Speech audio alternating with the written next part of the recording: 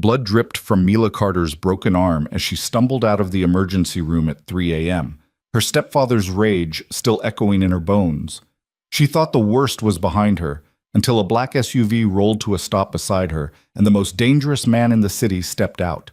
Lorenzo Moretti didn't ask permission. He didn't need to. One look at her shattered wrist, one whispered confession, and her stepfather's fate was sealed. By dawn, everything Mila knew would be gone.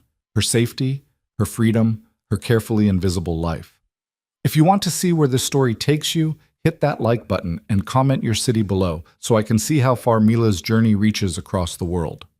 The fluorescent lights of Chicago Memorial Hospital burned with the kind of sterile brightness that made everything look worse than it was. Mila Carter had worked under those lights for 3 years, long enough to know that the harsh illumination revealed every bruise, every broken bone, every secret people tried to hide. Tonight, she was the one hiding.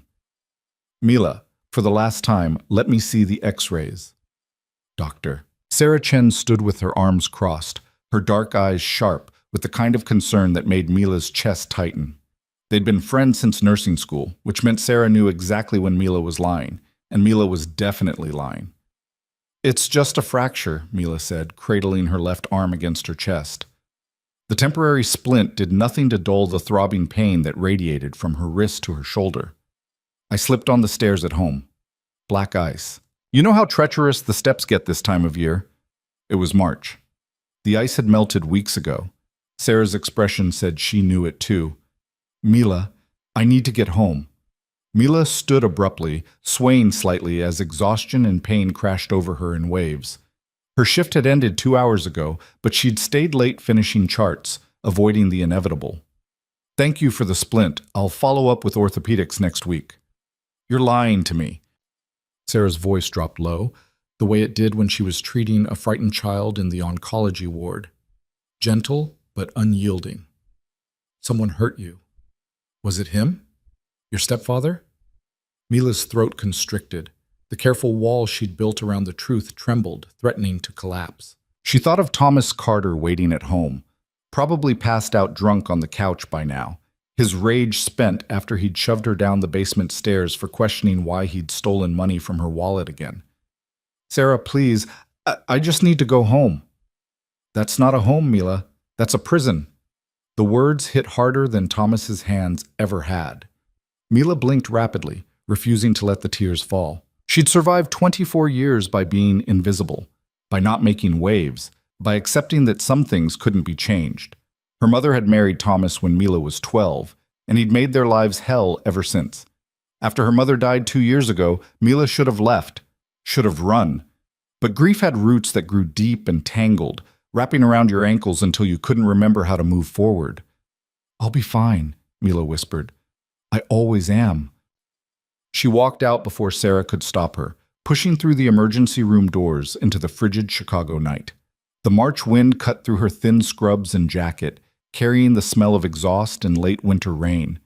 The parking lot stretched before her, nearly empty at 3 a.m., her beat-up Honda Civic waiting in the far corner under a flickering streetlight. Mila had parked there on purpose, the darkest spot, the place where no one would see her cry. She made it halfway across the lot before the tears came, hot and bitter, against her frozen cheeks.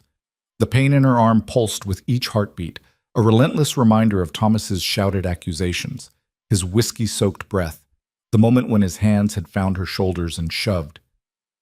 You're just like your mother. Worthless. Ungrateful. Taking up space in my house. Except it wasn't his house. The modest 2-bedroom on the south side had belonged to Mila's mother, passed down from Mila's grandmother. Thomas had simply moved in and claimed it like he claimed everything else, through intimidation and violence. Mila fumbled in her purse for her keys with her good hand, her vision blurred by tears and exhaustion. She didn't hear the vehicle approach until it was too late.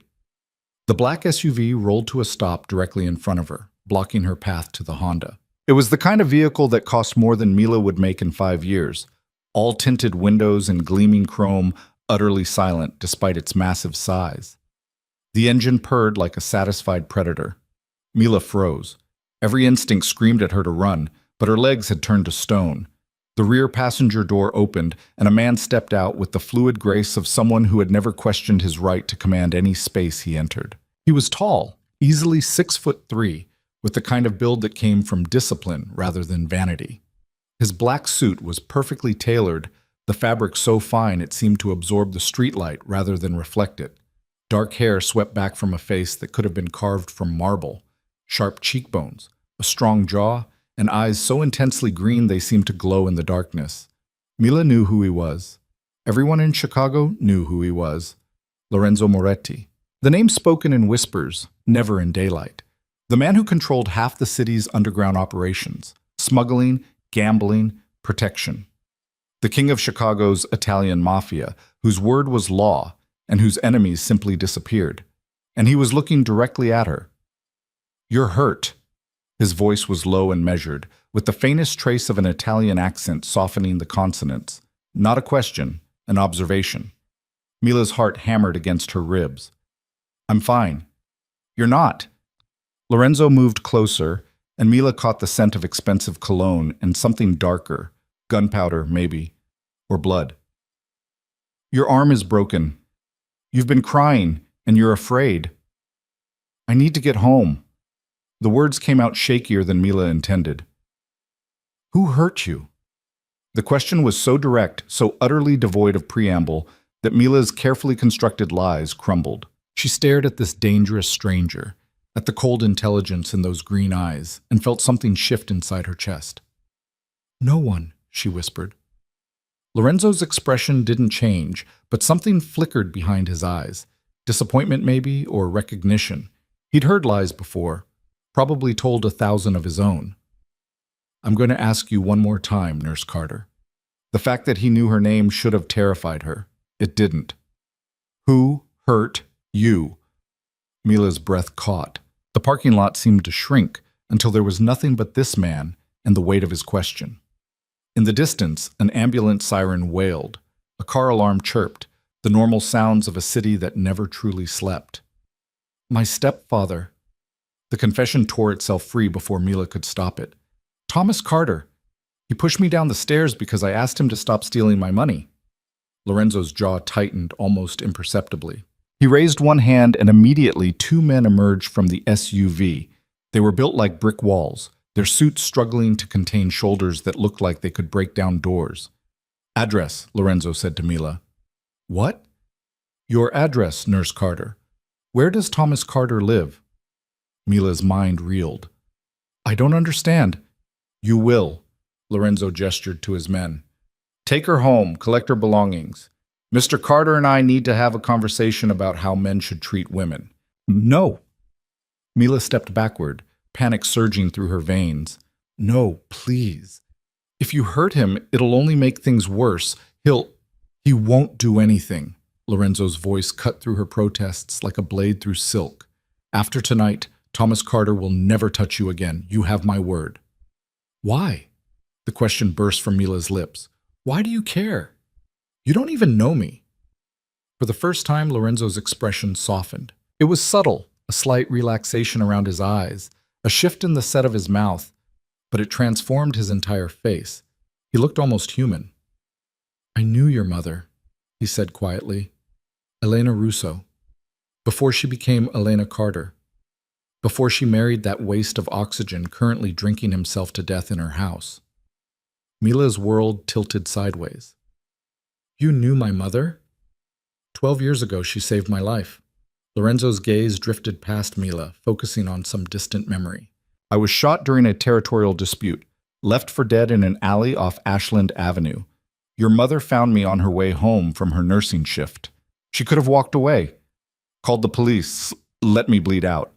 Instead, she stopped the bleeding and called a doctor she trusted, a doctor who understood discretion." Mila's throat had gone completely dry. Her mother had never mentioned this, never spoken about saving a mobster's life. Before she left me at the doctor's office, she made me promise something. Lorenzo's eyes returned to Mila's face, and the intensity there was almost unbearable. She said, "I have a daughter, 12 years old, brown hair, her father's eyes.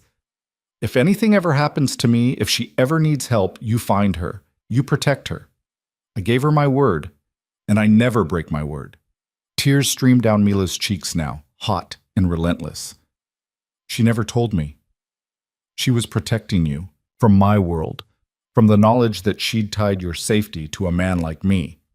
Lorenzo pulled a white handkerchief from his pocket and held it out. When Mila didn't take it, he gently dried her tears himself, his touch surprisingly careful. But Elena is gone now, and you're standing in a parking lot at 3 a.m. with a broken arm and nowhere safe to go. So I'm keeping my promise. I can't just leave, Mila protested weakly. My job, my apartment. You rent a room in a house owned by Thomas Carter. You work 16-hour shifts to avoid going home. You eat one meal a day because he steals your grocery money. Lorenzo's voice remained gentle, but the words were ruthless in their accuracy. That's not a life, Nurse Carter. That's survival. And you deserve better. One of Lorenzo's men, a mountain of muscle with a scar bisecting his left eyebrow, opened the SUV's rear door. Boss, we should move. Too exposed here. Lorenzo nodded, then turned back to Mila. You have a choice. You can get in the car, let my men collect your belongings, and come to my estate where you'll be safe while your arm heals. Or you can walk to your Honda, drive home to Thomas Carter, and spend the rest of your life looking over your shoulder. It wasn't really a choice. Mila had learned long ago that sometimes the only way to survive was to recognize when you'd run out of options. She climbed into the SUV. The interior smelled like leather and wealth, all polished wood accents and climate-controlled air. Lorenzo slid in beside her while his men took the front seats. The engine purred to life, and suddenly they were moving through Chicago's empty streets with the smooth efficiency of a shark through dark water. 2847 South Carpenter Street, Mila whispered, giving them the address. Second floor. My room is the one on the right. Everything I own fits in 2 suitcases. Lorenzo pulled out his phone and sent a rapid text. My men will be discreet. Your neighbors won't see anything. What are you going to do to Thomas? The question hung in the air between them. Lorenzo turned to face her fully, and Mila saw something ancient and cold in those green eyes. Something that had witnessed terrible things and emerged unchanged. I'm going to explain why he's leaving Chicago tonight, Lorenzo said calmly. I'm going to make it very clear what will happen if he ever contacts you again. And then I'm going to arrange transportation to a city of his choosing, along with enough money to start over somewhere far from here. He'll accept these terms because the alternative is significantly less pleasant. You're not going to kill him. Mila was surprised to hear the certainty in her own voice. Lorenzo's lips curved into something that might have been a smile on a different man. No, your mother made me promise to protect you, not to become a murderer on your behalf. Besides, death is quick. Exile is eternal. Thomas Carter will spend the rest of his life knowing he lost everything because he raised his hand to the wrong woman. The SUV glided through the south side, past shuttered shops and empty playgrounds, through neighborhoods that looked different in the dark. Mila watched her city blur past the tinted windows and wondered if she was making the biggest mistake of her life, or the first real choice she'd made in years. Why were you at the hospital tonight? She asked suddenly. At 3 a.m. in the parking lot. That wasn't a coincidence. Lorenzo was quiet for a long moment. I've had someone watching you for the past 6 months, making sure you were safe. When my man reported that you entered the emergency room as a patient rather than a nurse, I knew something had happened. I was already on my way when you walked out. Mila should have been outraged at the invasion of privacy. Instead, she felt something else entirely. A strange, complicated gratitude. For 6 months, someone had been watching over her, making sure she was okay, caring about her welfare in a way no one had since her mother died. That's incredibly invasive, she said, but there was no heat in it. Yes, Lorenzo agreed simply. It is. I won't apologize for it. The SUV turned onto Lakeshore Drive, heading north away from Mila's neighborhood. The skyline rose before them, a forest of glass and steel reflecting the pre-dawn darkness. They drove in silence for several minutes, the only sound the whisper of tires on pavement. Where's your estate? Mila finally asked. Kenilworth, North Shore. Lorenzo gestured vaguely toward the windshield. 40 minutes from the city, private, secure. You'll have your own room, your own space, A doctor will see you tomorrow morning to properly set the fracture. I have to work. My shift starts at 3 tomorrow afternoon. You're taking medical leave. I'll arrange it with the hospital administration. Mila's exhaustion was giving way to irritation. You can't just rearrange my entire life. I can. I am. Lorenzo's tone remained maddeningly calm. You need 6 weeks for that fracture to heal. During that time, you'll stay at the estate, recover properly, and decide what you want to do next. After 6 weeks, if you want to return to your own apartment, which I'll help you secure, and your job, you're free to leave. But you will not go back to Thomas Carter's house. That chapter of your life is over. The certainty in his voice was almost hypnotic. Mila found herself nodding even as part of her brain screamed that this was insane. You didn't just climb into a car with a mafia boss and let him dictate your future. Except that was exactly what she was doing. I don't understand why you're doing this, Mila said quietly. A promise to my mother doesn't explain all of this. The surveillance, the immediate intervention, the complete upheaval of my life. There has to be something more. Lorenzo turned to look at her, and in the dim light of the SUV, his face was all sharp angles and shadows.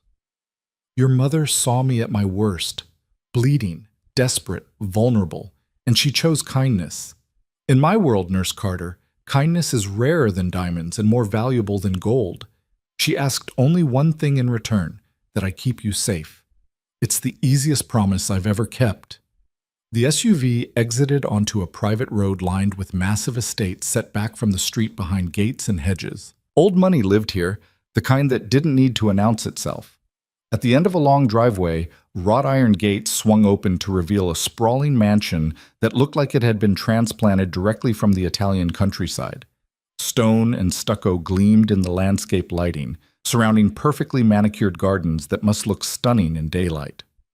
Tall windows glowed with warm light, and Mila could see the shadowy shapes of staff moving inside even at this early hour. This is your home? She breathed. One of them. Lorenzo's expression was unreadable. I hope you'll be comfortable here. The SUV stopped at the front entrance, where a woman in her 50s waited at the top of the marble steps.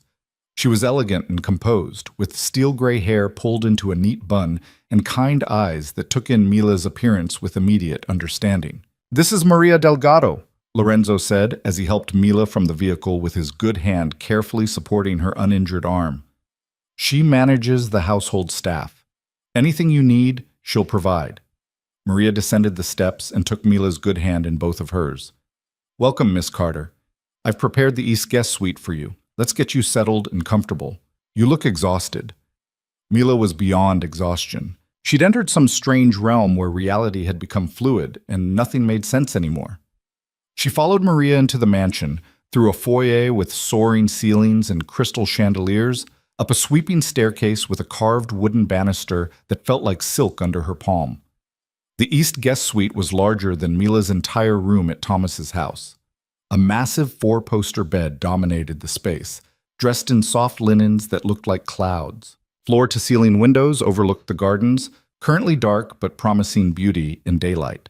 An ensuite bathroom featured a clawfoot tub and separate shower, all marble and gold fixtures. Your belongings will arrive within the hour, Maria said gently. I've laid out some night clothes for you, and there's tea on the nightstand if you'd like something warm. The doctor will visit at 9 o'clock to examine your arm. Try to rest until then. Mila sank onto the edge of the bed, overwhelmed. Thank you, Maria smiled. You're safe here, Miss Carter. Mr. Moretti takes his promises very seriously. No one will hurt you again. After Maria left, Mila sat in the quiet luxury of the guest suite and tried to process the past hour. She'd left the hospital as Nurse Mila Carter, invisible and broken. Now she was someone important enough to warrant a mafia boss's protection, a guest in a mansion that probably cost more than the entire block where she'd grown up. A soft knock interrupted her thoughts. Lorenzo stood in the doorway, still perfectly composed despite the late hour. He'd removed his suit jacket, and Mila could see the shoulder holster beneath his left arm, the dark metal of the gun a stark reminder of who he was. I wanted to make sure you had everything you needed, he said. This is too much. Mila gestured vaguely at the opulent room. I don't belong here. Lorenzo stepped inside, moving with that same predatory grace. You belong wherever you choose to be. Right now, you've chosen to be here. That's enough. What if I want to leave tomorrow, after the doctor visit? Then you leave. Lorenzo's expression was sincere. I meant what I said, Nurse Carter. This isn't a prison. You're free to go whenever you wish, though I'd prefer you stay until your arm heals properly. Mila studied his face, looking for deception and finding none. You really won't force me to stay? Force is for men who don't understand power. Lorenzo moved to the window, gazing out at his darkened gardens. True power is giving someone freedom and having them choose to remain anyway. The words hung between them, weighted with meaning Mila didn't fully understand. She was too tired to unpack the implications, too overwhelmed to think beyond the immediate present. I should let you rest, Lorenzo said, turning back toward the door. If you need anything at all, wait. Mila stood, swaying slightly. What happened to Thomas? Is he... Thomas Carter is currently sitting in a private room at a hotel near O'Hare Airport, Lorenzo said calmly. His bags are packed. His flight to Phoenix leaves at 9 a.m. He was given $10,000 in cash and very clear instructions never to contact you again.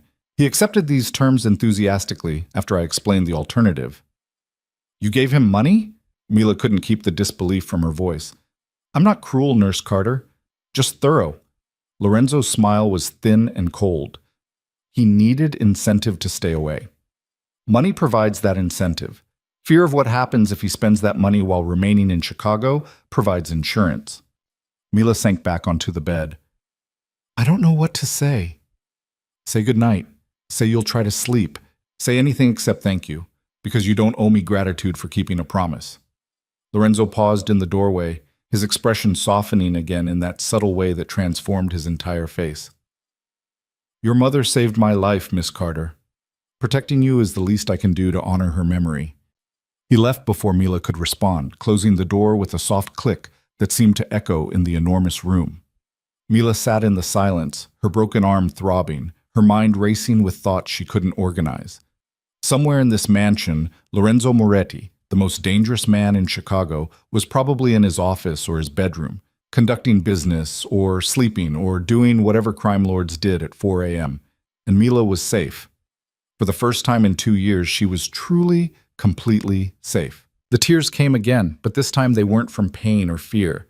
They were from relief so profound it felt like drowning, like breaking the surface after being underwater for so long she'd forgotten what air tasted like. Mila changed into the silk nightgown Maria had left, ridiculously expensive and softer than anything she'd ever worn, and climbed into bed. The mattress cradled her like a gentle hand, and the sheets smelled faintly of lavender. She thought she'd be too wired to sleep, too anxious about everything that had changed in the span of an hour. But exhaustion claimed her almost immediately, pulling her down into darkness that felt safe for the first time in years. Her last conscious thought was of green eyes, and a promise made 12 years ago, before her mother died, before Mila learned that safety was a luxury some people could never afford, until tonight, until Lorenzo Moretti had appeared in a hospital parking lot and changed everything. Mila woke to sunlight streaming through windows she didn't recognize, in a bed she'd never seen before, wearing silk pajamas that cost more than her monthly rent. For one blissful moment, she forgot where she was. Then memory crashed back with the force of a physical blow. Lorenzo Moretti, the SUV, Thomas exiled to Phoenix, the promise to a dead woman. Mila sat up carefully, cradling her broken arm. Someone had delivered her 2 battered suitcases while she slept, setting them neatly at the foot of the bed. The digital clock on the nightstand read 8:47 a.m. In 13 minutes, a doctor would arrive to examine her arm, a doctor who worked for a Mafia boss. Mila laughed, the sound slightly hysterical even to her own ears. This was her life now, at least temporarily. A soft knock preceded Maria's entrance. The older woman carried a breakfast tray loaded with fresh fruit, toast, and what smelled like heaven in a coffee pot. Good morning, Miss Carter. How did you sleep? Better than I have in years, Mila admitted, which feels strange to say, given the circumstances. Maria set the tray on the small table by the window and began arranging the dishes. Mr. Moretti has that effect on people. Those he protects sleep very well indeed. Those he hunts... She trailed off with a knowing smile. Well, they don't sleep at all. The casual mention of Lorenzo's darker activities should have frightened Mila. Instead, she found it oddly comforting. The man who had saved her from Thomas was the same man whose enemies disappeared. There was a brutal honesty in that, a clarity that Mila's normal world lacked. Eat, Maria encouraged. Dr. Ross will be here shortly. He's very good. He's been treating Mr. Moretti's household for 15 years.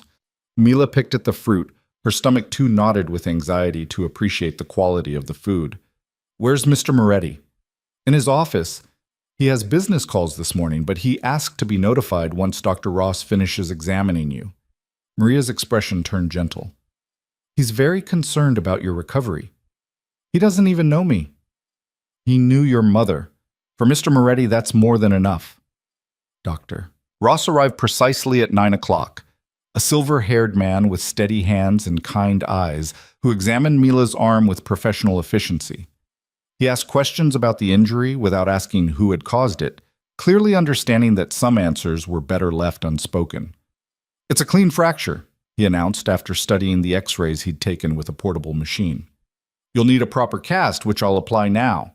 6 weeks of healing, then we'll reevaluate. You were lucky, Miss Carter. A few inches higher and you could have shattered your elbow. Lucky. Mila supposed that was one way to describe surviving Thomas's rage. The cast application was quick and professional. Dr. Ross chose a deep blue fiberglass that looked almost stylish against Mila's skin. He prescribed pain medication, gave instructions for care, and promised to check on her progress in 2 weeks. After he left, Mila sat in the beautiful bedroom and tried to figure out what to do with herself. She was used to 16-hour shifts, to constant motion and purpose. Sitting still felt alien, almost dangerous. Another knock. This time, Lorenzo stood in the doorway, changed into casual clothes, dark jeans and a gray sweater that somehow made him look even more imposing than the suit had. Dr. Ross says you'll heal well, he said. How do you feel? Confused? Displaced? Like I'm living in someone else's life. Mila met his eyes. But the pain is better. Thank you for arranging the doctor visit. Lorenzo moved into the room with that controlled grace, though he maintained a respectful distance. I've spoken with Chicago Memorial's administration. You're on medical leave for 6 weeks, with full pay. Your position will be waiting when you return. Mila's jaw dropped. How did you? The hospital's chief of staff is an old friend. He was happy to accommodate my request, especially when I mentioned your dedication to the pediatric oncology ward. Lorenzo's expression remained neutral. Your job is secure, Miss Carter. You don't need to worry about finances while you recover. You can't just fix everything with a phone call. I just did. The arrogance should have infuriated her. Instead, Mila felt an unexpected laugh bubble up. You're impossible. I'm effective. There's a difference. Lorenzo gestured toward the window. Would you like a tour of the grounds? The gardens are particularly beautiful this time of morning, and the fresh air might help clear your head. Mila stood, suddenly desperate to move, to do anything except sit in luxury while her brain tried to process the seismic shift her life had undergone. I'd like that. They walked through the mansion together, Lorenzo pointing out details with the easy knowledge of someone who'd lived here for years. The library with its floor-to-ceiling bookshelves, the formal dining room that could seat 20, the music room with a grand piano that gleamed like black ice. Do you play? Mila asked, gesturing to the piano. My mother insisted I learn. She said music civilized savage souls. Lorenzo's smile was brief and sad. I'm not sure it worked. Outside, the gardens were stunning, manicured lawns giving way to wilder areas with native plants and meandering stone paths. A fountain burbled in the center courtyard, and Mila could hear birds singing in the trees that bordered the property. It's beautiful, she said quietly. Elena would have loved it. Lorenzo stopped beside the fountain, his expression distant. Your mother. When she saved me, I was living in a one-bedroom apartment above a butcher shop, bleeding on cheap carpet and wondering if I'd live to see sunrise. I promised myself that if I survived, I'd build something better, something worthy of the second chance she gave me. Mila studied the mansion, the grounds, the evidence of wealth and power surrounding them. You've certainly done that. Material success is easy when you're willing to break certain rules. Lorenzo turned to face her fully. Building something meaningful, that's harder. I'm still trying to figure out if I've managed it. The vulnerability in his words surprised Mila. She'd expected a crime lord to be many things: ruthless, calculating, cold. She hadn't expected introspection or genuine uncertainty. Why organized crime? She asked. If you wanted to honor my mother's memory, why not choose something legal? Lorenzo was quiet for a long moment. I was 17 when I came to Chicago from Sicily. No money, no family, no options. The Mafia took me in, trained me, gave me purpose. By the time I was old enough to understand I could choose differently, I was already too deep. The only way out was up, to a position where I could shape the organization rather than let it shape me. So you became the boss. I became the boss who enforces certain rules. No human trafficking, no drugs sold near schools, no targeting civilians who don't involve themselves in our business. I can't make the Mafia disappear, Miss Carter, but I can make it less monstrous than it would be under different leadership. Mila considered this. That's a very fine moral line you're walking. It's the only line I have. Lorenzo's green eyes met hers with uncomfortable honesty. I'm not a good man pretending to be bad. I'm a bad man trying to be less terrible than my nature suggests. Your mother saw potential in me. I've spent 12 years trying to prove she wasn't wrong. They walked in silence for a while, following a path that wound through flowering trees just beginning to bud. Mila's arm ached despite the pain medication, but the discomfort felt distant, manageable. Everything felt distant out here, as if the estate existed in a bubble separate from the rest of the world. What happens now? Mila finally asked. I can't just live here indefinitely, waiting for my arm to heal. You can do whatever you want. Read in the library, walk the grounds. Maria can arrange for anything you need: books, clothes, entertainment. Or you can rest and heal without pressure to do anything at all. Mila shook her head. I'm not good at doing nothing. Then don't. Lorenzo led her back toward the mansion. There's a home office on the second floor with computers and internet access. If you want to take online courses, research medical journals, or simply stay connected to the world, the resources are available. They entered through a side door that led directly into a sunny breakfast room. Maria had laid out lunch: fresh bread, cheese, fruit, and sliced meats arranged beautifully on fine china. I should probably eat alone, Mila said. You must have work to do.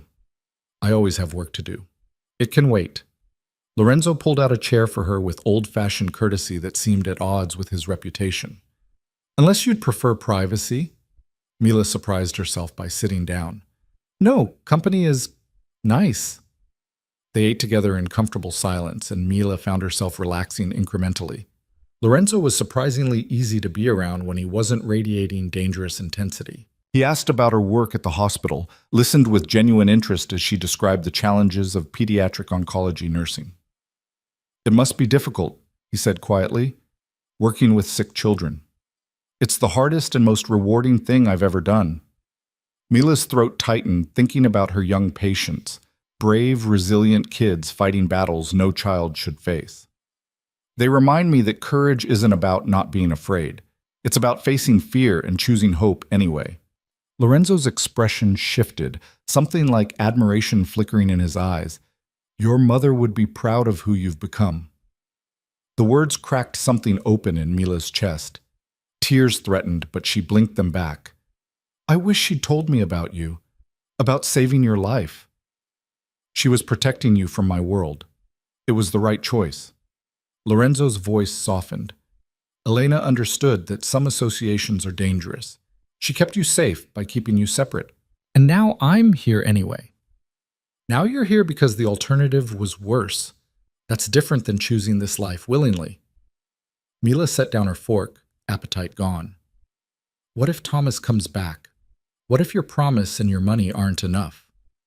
Then Thomas Carter will learn that some mistakes are permanent. Lorenzo's tone remained conversational, but steel ran through every word. I'm not a man who makes idle threats, Miss Carter. Your stepfather understands very clearly what will happen if he ever approaches you again. He's not that stupid. You can't watch over me forever. No, Lorenzo agreed, but I can watch over you until you're strong enough to watch over yourself. 6 weeks. Let yourself heal, figure out what you want, and then decide your next move from a position of strength rather than fear. It was the most reasonable thing anyone had said to Mila in years. She found herself nodding, accepting the logic even as part of her brain screamed that nothing about this situation was normal or safe. They finished lunch and Lorenzo excused himself to handle business matters. Mila wandered the mansion alone, exploring rooms filled with art and history, until she found herself in the library Lorenzo had mentioned earlier.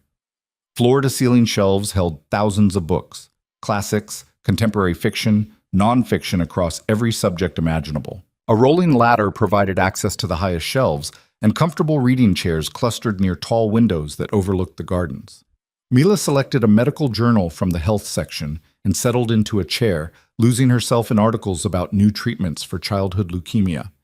It felt good to think about something familiar, something that made sense in a world that had suddenly become very strange. She read until the light began to fade, until Maria appeared to announce dinner would be served in 30 minutes. Mila returned to her bedroom to change, selecting a simple dress from her suitcase and feeling underdressed compared to the elegance surrounding her. Dinner was served in a smaller, more intimate dining room. Lorenzo was already seated, reading something on his phone with a frown that suggested bad news. He looked up when Mila entered, and the frown smoothed into neutral courtesy. "I hope you found ways to occupy yourself this afternoon. Your library is incredible." Mila took the seat across from him. "I could spend weeks in there and not finish reading everything that interests me. Consider it yours while you're here. Take any books to your room if you'd like."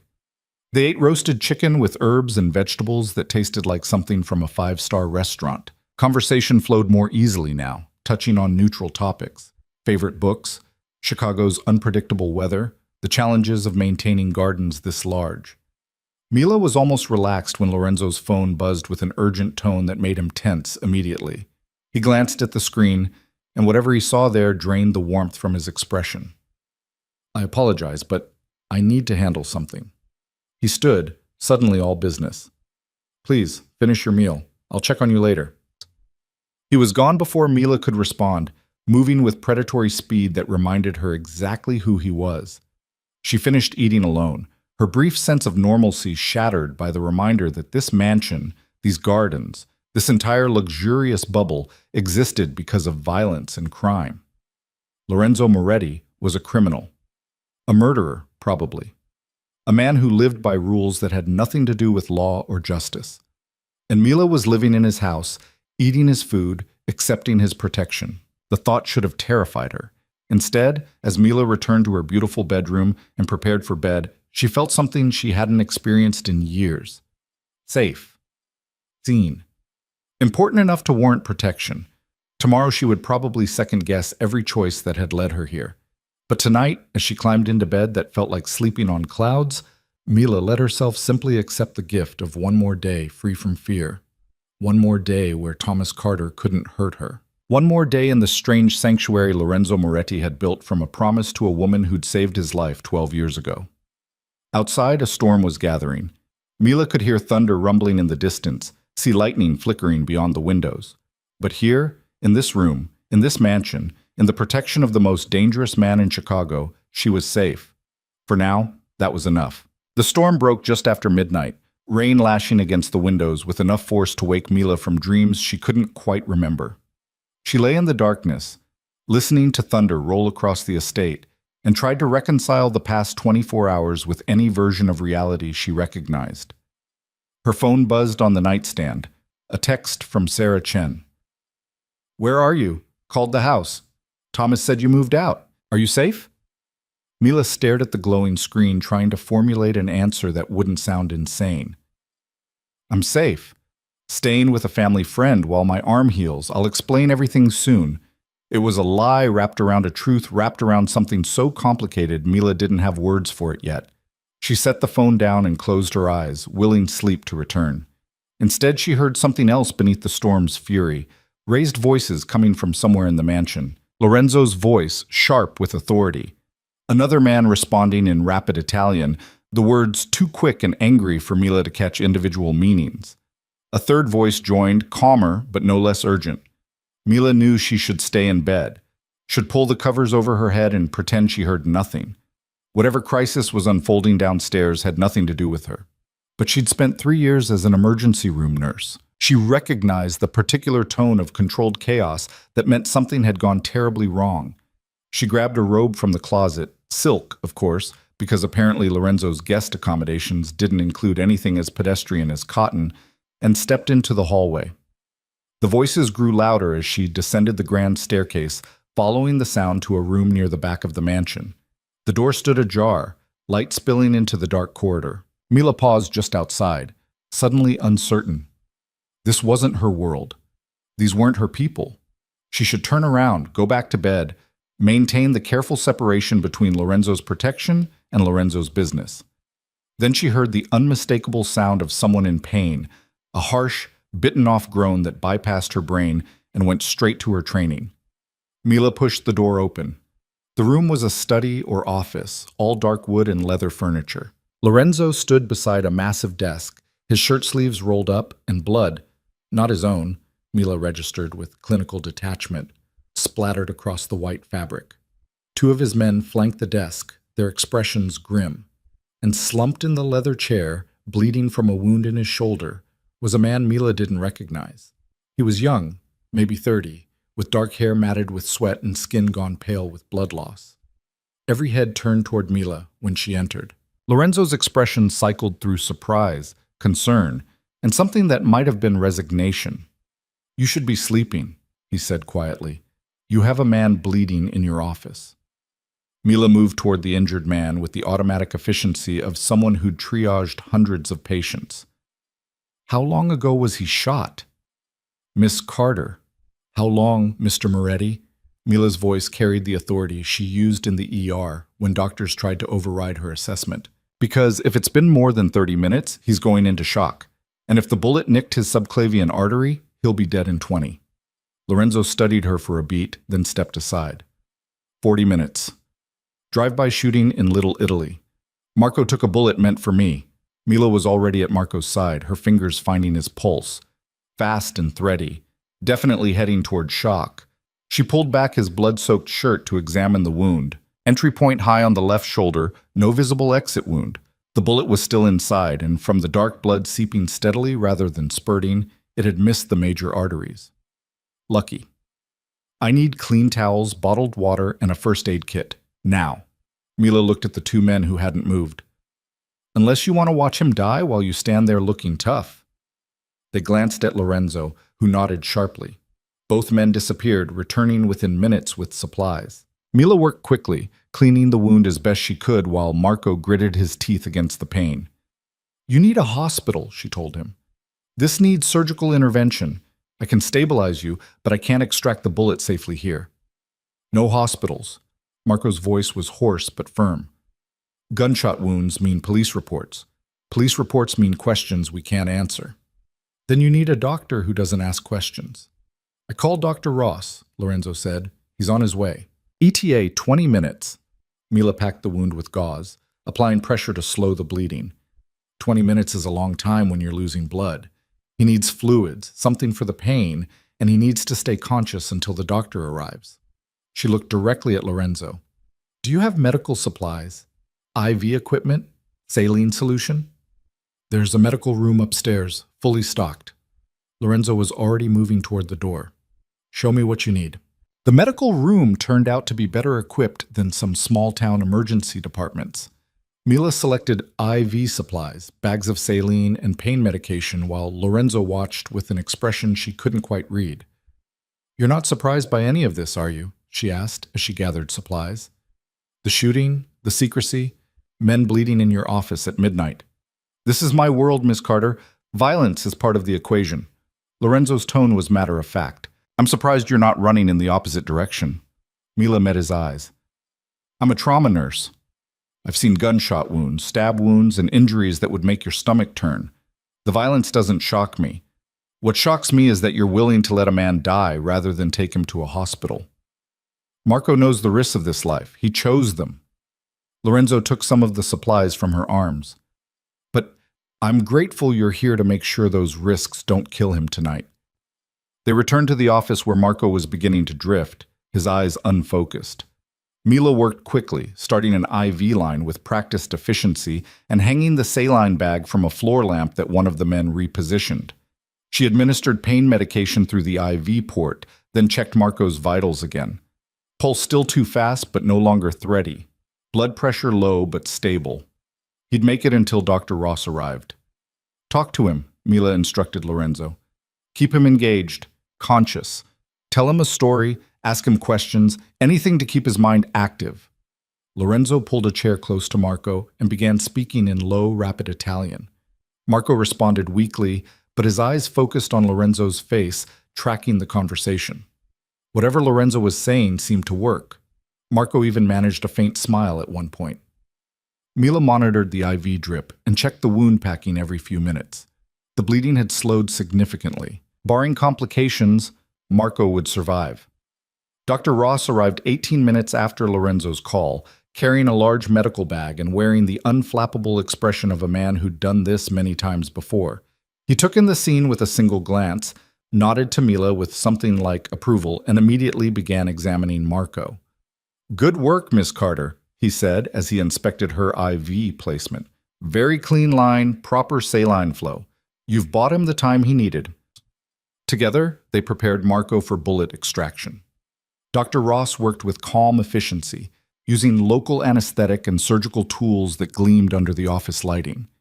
Mila assisted, anticipating his needs with the seamless coordination that came from years of emergency medicine. Lorenzo watched from across the room, his expression unreadable. His other men had positioned themselves by the door and windows, standing guard with the alert stillness of soldiers who knew danger could arrive at any moment. The bullet extraction took 40 minutes. Dr. Ross pulled a misshapen piece of metal from Marco's shoulder and dropped it into a steel tray with a soft clink. "Damaged but intact, no fragmentation. The shoulder will heal, though he'll need physical therapy." Dr. Ross began closing the wound with neat stitches. He was fortunate. A few centimeters to the right, and we'd be having a very different conversation. Marco, foggy with pain medication but conscious, managed a weak laugh. "Remind me to duck faster next time, Doc." "Remind yourself to choose a different profession," Dr. Ross replied dryly. "Though I suppose you're all a bit old to become accountants at this point." It took another 30 minutes to finish the procedure, administer antibiotics, and ensure Marco's vitals remained stable. Dr. Ross gave detailed care instructions, left additional medication, and departed with the same discretion he'd arrived with. Mila helped Lorenzo's men move Marco to a bedroom on the first floor, easier than navigating stairs, and got him settled with water, medication, and strict orders to rest for the next 48 hours. By the time she returned to the office, dawn was breaking.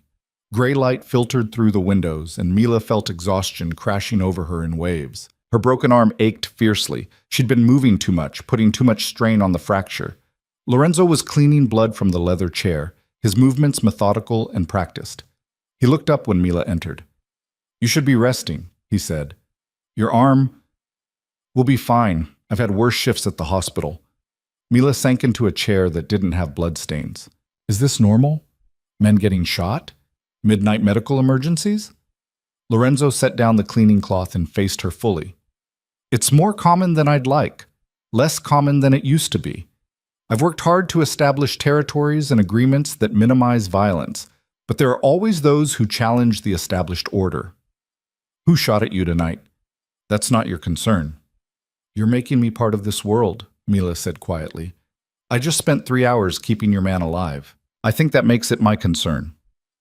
Lorenzo was silent for a long moment, studying her with those unsettling green eyes. Finally, he sighed and sat in the chair beside her. "There's a new player in Chicago. Calls himself Viktor Kozlov, runs a Russian crew that's been pushing into territories that were previously neutral ground. He's young, aggressive, and doesn't respect the traditional boundaries that keep this city from descending into open warfare. And he wants you dead. He wants what I have. The territory, the influence, the control. Killing me is the fastest way to destabilize my organization and create opportunities for expansion." Lorenzo's expression remained calm, but Mila saw something darker beneath the surface.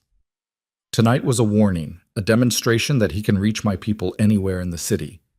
"What will you do?" "What I always do, respond proportionally. Make it clear that attacking my organization carries consequences that outweigh any potential gains." Lorenzo met her eyes. This is what I am, Miss Carter, what I've always been.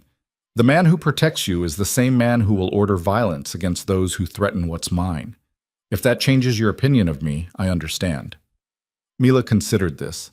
She should be horrified. Should recognize this as her chance to leave, to walk away from a world where bullets flew and men bled in expensive offices at midnight. But she thought of Marco, who'd taken a bullet meant for Lorenzo, of the loyalty that inspired such sacrifice, of Lorenzo himself, who'd dropped everything to ensure his injured man received care, who'd kept Marco conscious and calm through sheer force of will and compassion. My mother saved your life, Mila said slowly. You could have forgotten about her, could have ignored the promise you made. Instead, you've watched over me for months, protected me from Thomas, given me a safe place to heal. That doesn't excuse... I'm not finished. Mila leaned forward, ignoring the pain in her arm.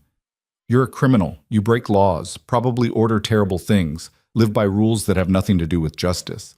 But you also enforced boundaries that keep drugs away from schools. You exile abusive men instead of killing them. You employ people like Dr. Ross and Maria who could work anywhere but choose to work for you. Lorenzo's expression shifted, something like surprise flickering across his features. I'm not saying you're a good man, Mila continued. I'm saying you're more complicated than I expected. And the world you've shown me, the protection, the loyalty, the fierce commitment to those promises you make, that's not something I'm ready to walk away from yet. You're still in shock from everything that's happened, Lorenzo said quietly.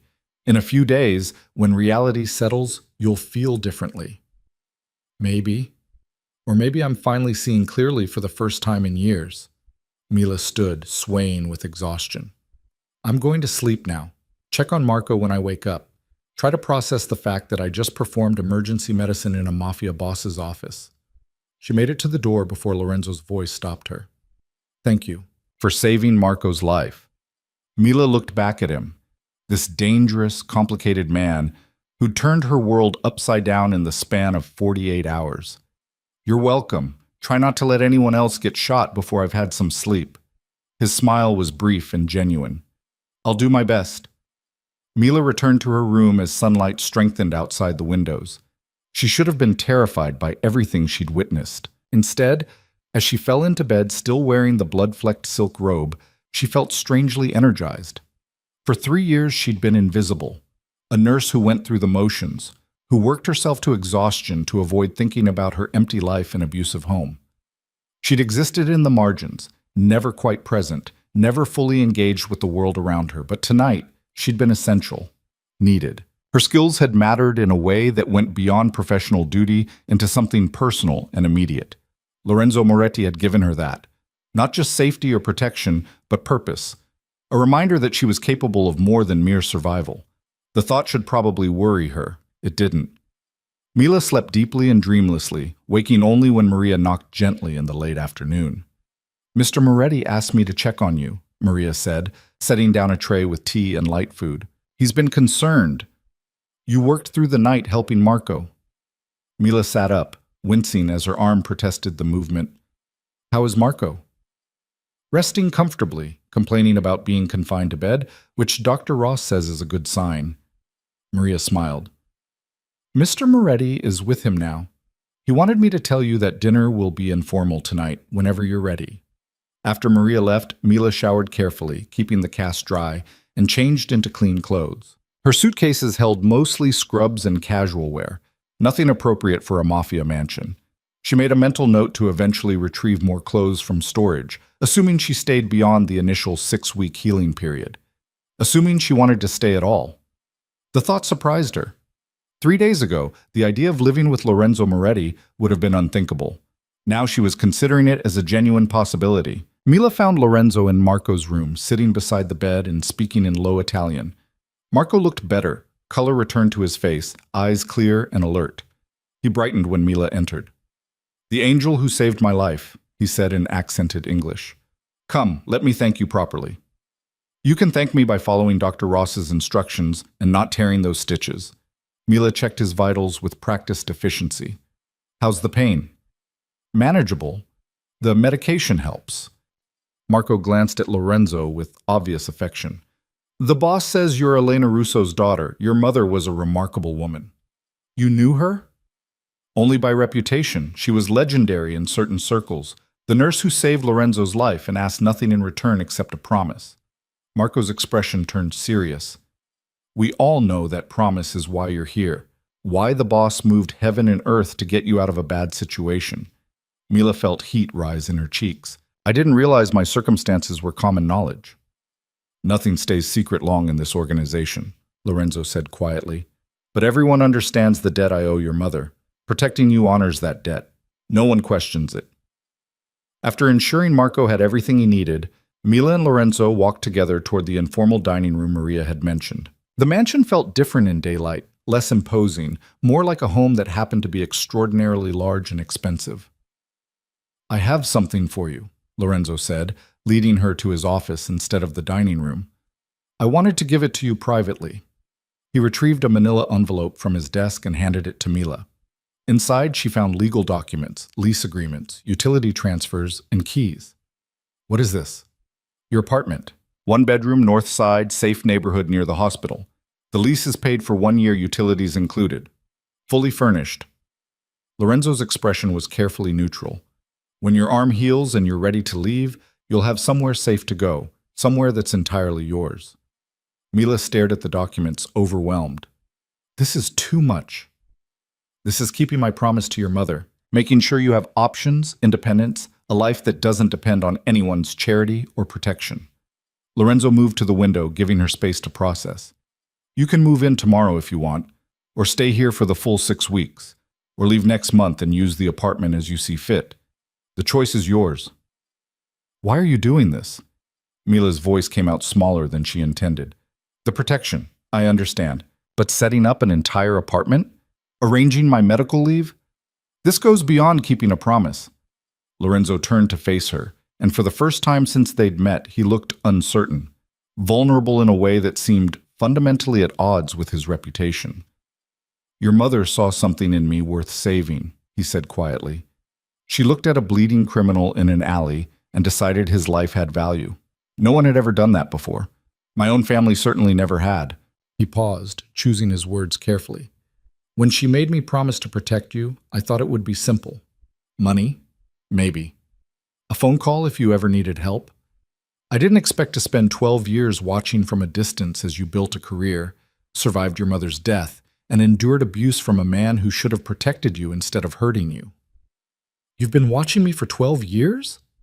Mila couldn't decide if that was comforting or terrifying. Not constantly, just periodic check-ins to ensure you were safe.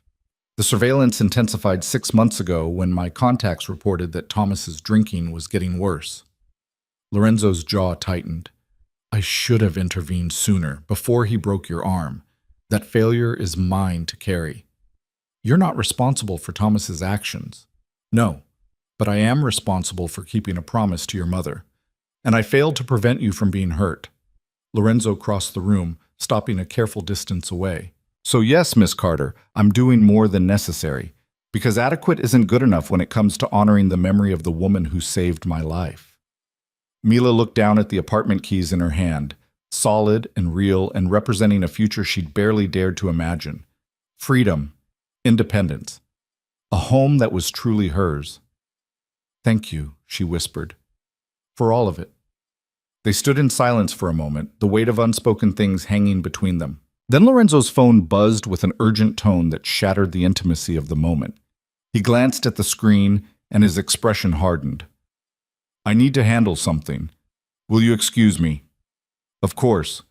Lorenzo left quickly, already speaking in rapid Italian to whoever had messaged. Mila remained in the office, holding the keys to her new apartment and trying to understand the strange ache in her chest. She should be planning her departure. Should be counting down the days until her arm healed and she could reclaim her independent life. Instead, she found herself hoping the 6 weeks would pass slowly. Found herself wanting more evenings of conversation over dinner, more glimpses of the complicated man beneath Lorenzo's dangerous reputation. The realization should have frightened her. It didn't. Over the next 2 weeks, Mila settled into an unexpected routine. Mornings spent reading in the library or walking the gardens when weather permitted. Afternoons checking on Marco's recovery, and occasionally helping Dr. Ross with follow-up care.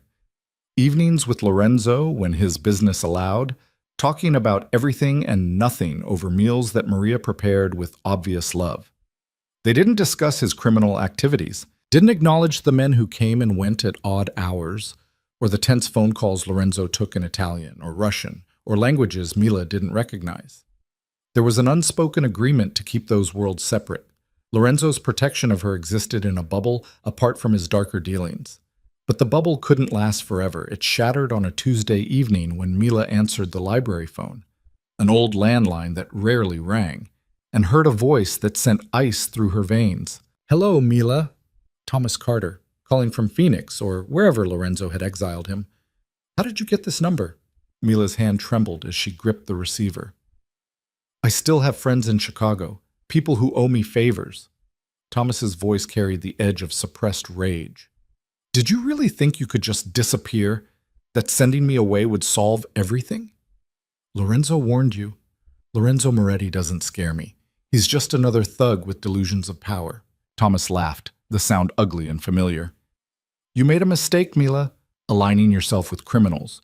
When this all falls apart, and it will, you'll have nowhere left to run." The line went dead. Mila stood frozen, the dial tone buzzing in her ear, as fear she'd thought conquered came rushing back. Thomas had found her, knew where she was. The safety Lorenzo had provided suddenly felt fragile, temporary, built on foundations that could crack at any moment. She found Lorenzo in his office, reviewing documents with two of his senior advisors. He took one look at her face and immediately dismissed the men. "What happened?" "Thomas called. The library phone. He knows I'm here." The words tumbled out in a rush. "He said you don't scare him, said everything will fall apart." Lorenzo's expression went cold and deadly. "Did he threaten you directly?" "Not exactly, but the implication was clear." Mila sank into a chair, her legs suddenly unreliable. "How did he find me?" "That's what I'm going to discover." Lorenzo was already on his phone, issuing orders in Italian. Within minutes, 3 men arrived, the same enforcers who'd been present the night Lorenzo had exiled Thomas. The conversation was rapid and intense, conducted mostly in Italian with occasional English words that Mila caught. "Phoenix. Trieste. Permanent solution." Finally, Lorenzo turned back to Mila. "Thomas left Phoenix 3 days ago. My people lost track of him in Las Vegas. He's been moving around using cash to avoid detection. He's coming here. Possibly, or he's simply trying to frighten you from a distance." Lorenzo's tone was reassuring, but his eyes remained hard. "Either way, security around the estate is being increased immediately, and I'm going to make one more attempt to reason with your stepfather. If that fails—" He didn't finish the sentence. He didn't need to. "I don't want you to kill him," Mila said quietly. "No matter what he's done, I don't want his blood on your hands because of me." Lorenzo knelt beside her chair, bringing them eye to eye. "Then I won't kill him, but I will ensure he never contacts you again. Do you trust me to handle this?" Mila looked into those green eyes and found herself nodding. "Yes, I trust you." The words felt monumental, world-shifting. 3 weeks ago, she would never have trusted a criminal, a killer, a man whose business was violence and control. But Lorenzo had shown her another side, the man who kept promises, who protected fiercely, who treated her with a respect Thomas had never managed. "I'll take care of this," Lorenzo promised. "You're safe here, Mila. No one will hurt you again." He used her first name for the first time, and the intimacy of it sent warmth spreading through her chest. Over the next 48 hours, the estate transformed into a fortress. Additional guards appeared at the gates and along the property perimeter. Security cameras were installed in places Mila hadn't noticed needed monitoring, and Lorenzo himself became more present, working from home instead of his downtown office, always within reach if Mila needed him. On Thursday evening, Lorenzo's phone rang with news that made his shoulders relax fractionally. "They found Thomas," he told Mila over dinner, "back in Phoenix. Apparently his calls were attempts to harass you, not preludes to actual contact. He's being reminded of the terms of our agreement with considerably more force this time." "What does that mean?" "It means Thomas Carter now understands that exile is a gift he shouldn't squander, and that any further contact with you will result in consequences he won't enjoy." Lorenzo's expression softened. "He won't bother you again, Mila. I guarantee it." The relief was so profound, Mila felt tears threaten. "Thank you. You keep thanking me for things I should do automatically. Lorenzo reached across the table, stopping just short of touching her hand. Protecting you isn't a favor, Mila. It's an obligation I'm honored to fulfill. Their eyes met and held, and something shifted in the air between them. Something Mila had been trying not to acknowledge for days now. The pull she felt toward this dangerous man, the way her heart rate increased when he entered a room, the disappointment when business called him away from their evening conversations. She was developing feelings for Lorenzo Moretti, complicated, inadvisable feelings that had no place in their arrangement. Lorenzo must have seen something in her expression because he drew his hand back, carefully reestablishing distance. Your arm should be healed enough to remove the cast in 3 weeks, he said, changing the subject with obvious deliberation. Dr. Ross will want to do x-rays to confirm the bone has set properly. And then I can go back to work. Mila tried to match his casual tone. Resume my normal life. If that's what you want. Isn't it what we agreed? 6 weeks of healing, then I returned to independence. Lorenzo was quiet for a moment. Plans can change. If you wanted to stay longer, to use the estate as a home base while you transition back to work, the option is available. The offer hung between them, laden with implications neither seemed ready to address directly. I'll think about it, Mila said finally. But as she returned to her room that night, she knew the truth. She didn't want to leave. Didn't want to return to her solitary apartment and empty life, even if that apartment represented freedom and safety. She wanted to stay here, in this strange sanctuary, with the man who'd saved her from one kind of prison and offered her something she was only beginning to understand. The realization should have terrified her. It didn't. The morning Mila's feelings crystallized into something undeniable. Chicago was buried under an unseasonable April snowstorm. She woke to a world transformed, the estate's gardens draped in white, tree branches bowed under the weight of unexpected spring snow, and silence so complete it felt like the entire city was holding its breath. She found Lorenzo in the kitchen, of all places, making coffee with the focused intensity he brought to everything. Maria had the day off, and the mansion felt different without the usual staff presence, more intimate, almost domestic. I didn't know you could cook, Mila said from the doorway. Lorenzo looked up, and something in his expression made her breath catch. He'd foregone his usual suit for dark jeans and a simple black sweater, his hair slightly disheveled as if he'd been running his hands through it. He looked younger this way, less like a crime lord and more like a man who might have chosen an entirely different life. I can make coffee and scrambled eggs. Beyond that, my culinary skills become dangerous. He gestured to the pot. Want some? They sat together at the kitchen island, a first since they usually took meals in the formal dining spaces, and watched snow fall past the windows. The intimacy of the moment felt deliberate, as if they'd both been circling this precipice for weeks and had finally decided to acknowledge it. I've been thinking about what you said, Mila began, wrapping her hands around the warm mug, about staying longer after my arm heals. Lorenzo's expression remained carefully neutral. And? I don't want to leave. The confession came out quieter than Mila intended. Not in 3 weeks. Maybe not ever. And that terrifies me because I barely understand what's happening between us. The silence that followed felt infinite. Lorenzo set down his coffee and turned to face her fully. What's happening between us, he said slowly, is something I've been trying very hard not to acknowledge. Because you're under my protection, living in my home, dependent on my resources. Any feelings that develop in this context are complicated at best, coercive at worst. You think I have Stockholm Syndrome? Mila couldn't keep the edge from her voice. That I'm confusing gratitude with something else? I think you've been through trauma. I think you're rebuilding your sense of safety and identity. And I think the last thing you need is me taking advantage of your vulnerability by pursuing feelings that might not survive once you're back in the real world. Mila stood abruptly, frustration overriding caution. You don't get to decide what I need, Lorenzo. You don't get to protect me from my own feelings by pretending yours don't exist. Mila, do you have feelings for me? She turned to face him, heart pounding. Real ones? Not just obligation to my mother's memory? Lorenzo stood as well, and the kitchen suddenly felt very small. What I feel is irrelevant. You deserve the chance to heal and figure out what you want without the pressure of my... Answer the question. Mila moved closer, driven by something she didn't fully understand. Do you have feelings for me? The words hung between them, charged with possibility. Lorenzo's jaw tightened, and for a moment Mila thought he'd retreat behind the careful distance he'd maintained for weeks. Instead, something in his expression shifted, a wall coming down, revealing the man beneath the armor. Yes, his voice was rough, almost angry. I have feelings for you that go far beyond honoring a promise to your mother. I've had them since the night you walked out of that emergency room with a broken arm and more courage than most men I know. But that doesn't make acting on them right or fair to you. Mila's breath caught. Why not?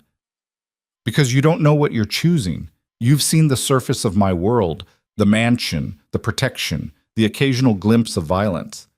But you haven't seen what it really means to be involved with someone like me.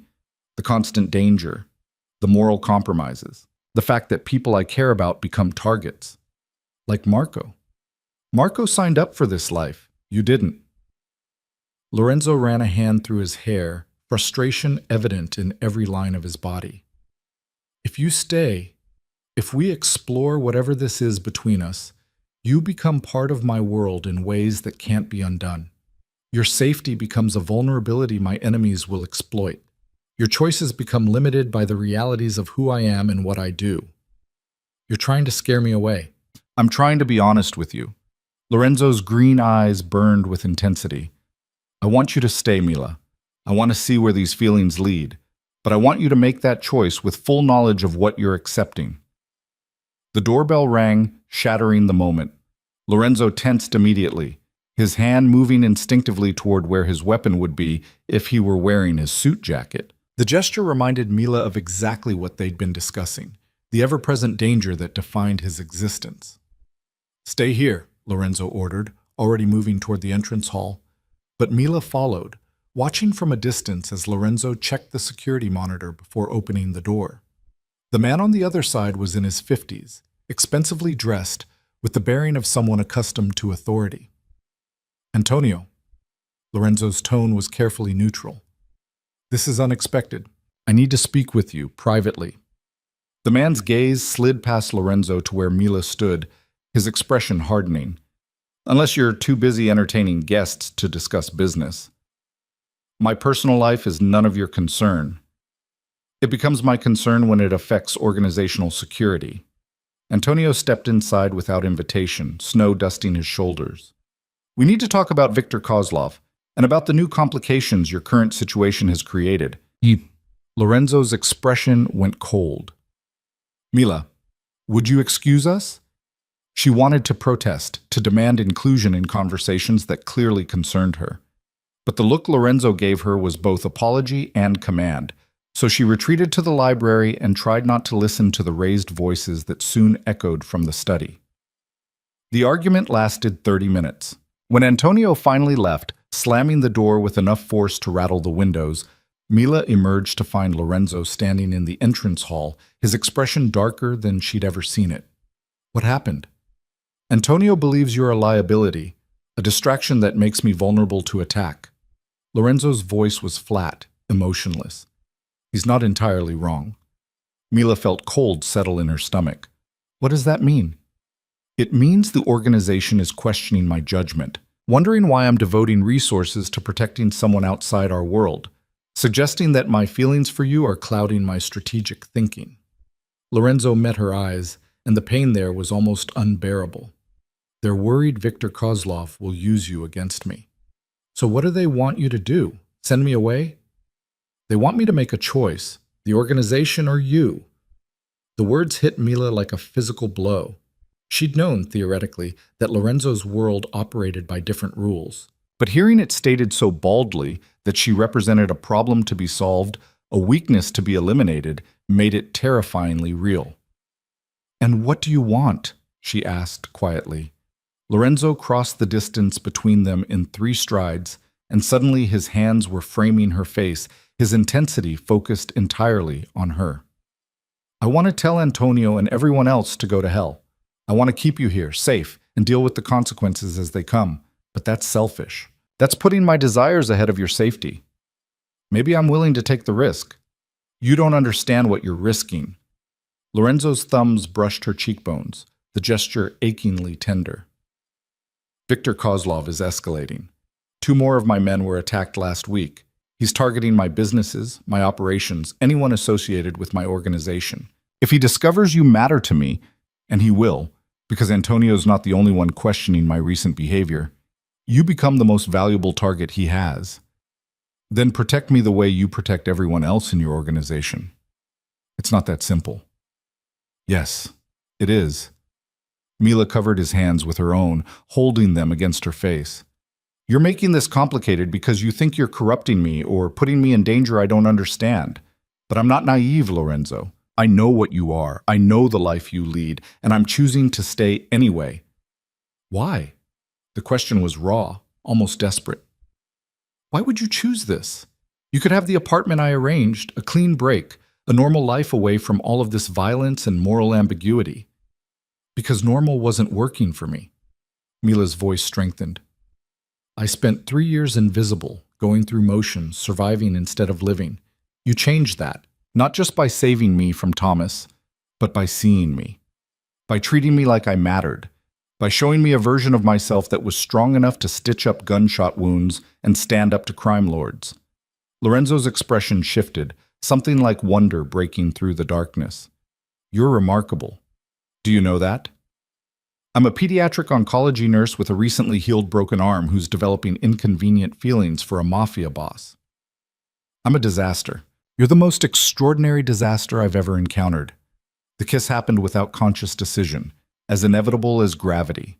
Lorenzo's lips met hers with a gentleness that contradicted everything she knew about him, his hands still cradling her face like she was something precious and fragile. Mila rose on her toes, deepening the kiss, and felt Lorenzo's control fracture. His arms came around her, pulling her close, and the kiss turned fierce and hungry. Mila's good hand fisted in his sweater, holding on as weeks of tension and unspoken desire finally found release. She'd been kissed before, but never like this, never with the feeling that the person holding her saw every part of who she was and wanted her anyway. When they finally broke apart, both breathing hard, Lorenzo rested his forehead against hers. This is a terrible idea, he murmured. Probably. You should leave. Go to the apartment, resume your life, forget about me. I don't want to. Mila, I'm not leaving, Lorenzo, not unless you directly order me to go, and maybe not even then. She pulled back enough to meet his eyes. I'm choosing this. Choosing you. Choosing to stay and face whatever comes next. You don't get to make that decision for me. The vulnerability in his expression nearly broke her heart. I don't know how to do this, how to be with someone I care about without putting them in danger. Then we'll figure it out together. Lorenzo studied her face as if memorizing every detail. If you stay, if we do this, there are rules.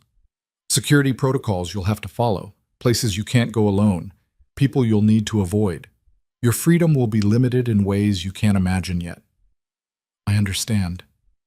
You really don't, but you will. He kissed her again, softer this time. And I'm selfish enough to let you find out instead of doing the right thing and pushing you away. The next 3 days passed in a strange bubble of domesticity and danger.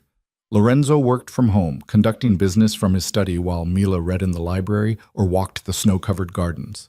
They took meals together, conversation flowing easily now that the tension between them had been acknowledged. And every evening, after the business calls ended and the security reports were filed, they found their way to each other. Kisses in the library, quiet conversations on the couch, the slow exploration of new territory.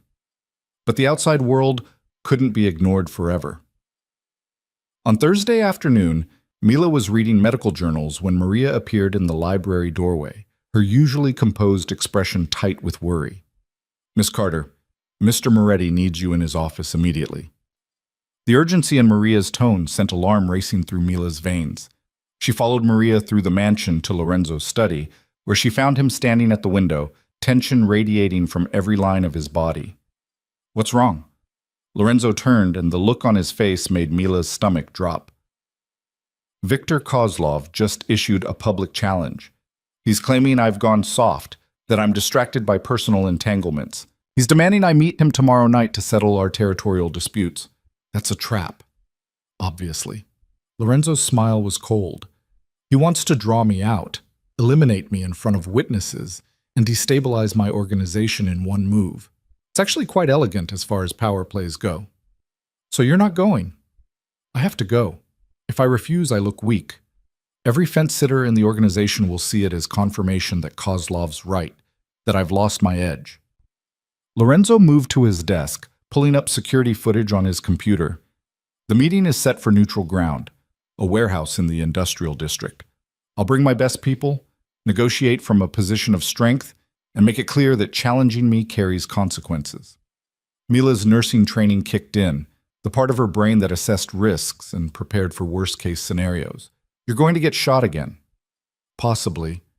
But if I handle this right, Kozlov will back down. He's aggressive, but not suicidal.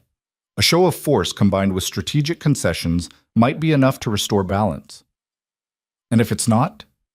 Lorenzo was quiet for a moment. Then tomorrow night could get very complicated very quickly. Fear clawed at Mila's throat. She'd known, intellectually, that Lorenzo's life was dangerous, but knowing it and watching him prepare to walk into a situation that could end with his death were entirely different things. Don't go.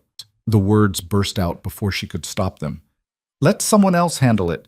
Send Antonio or one of your other advisors. I can't. Lorenzo's voice was gentle but implacable.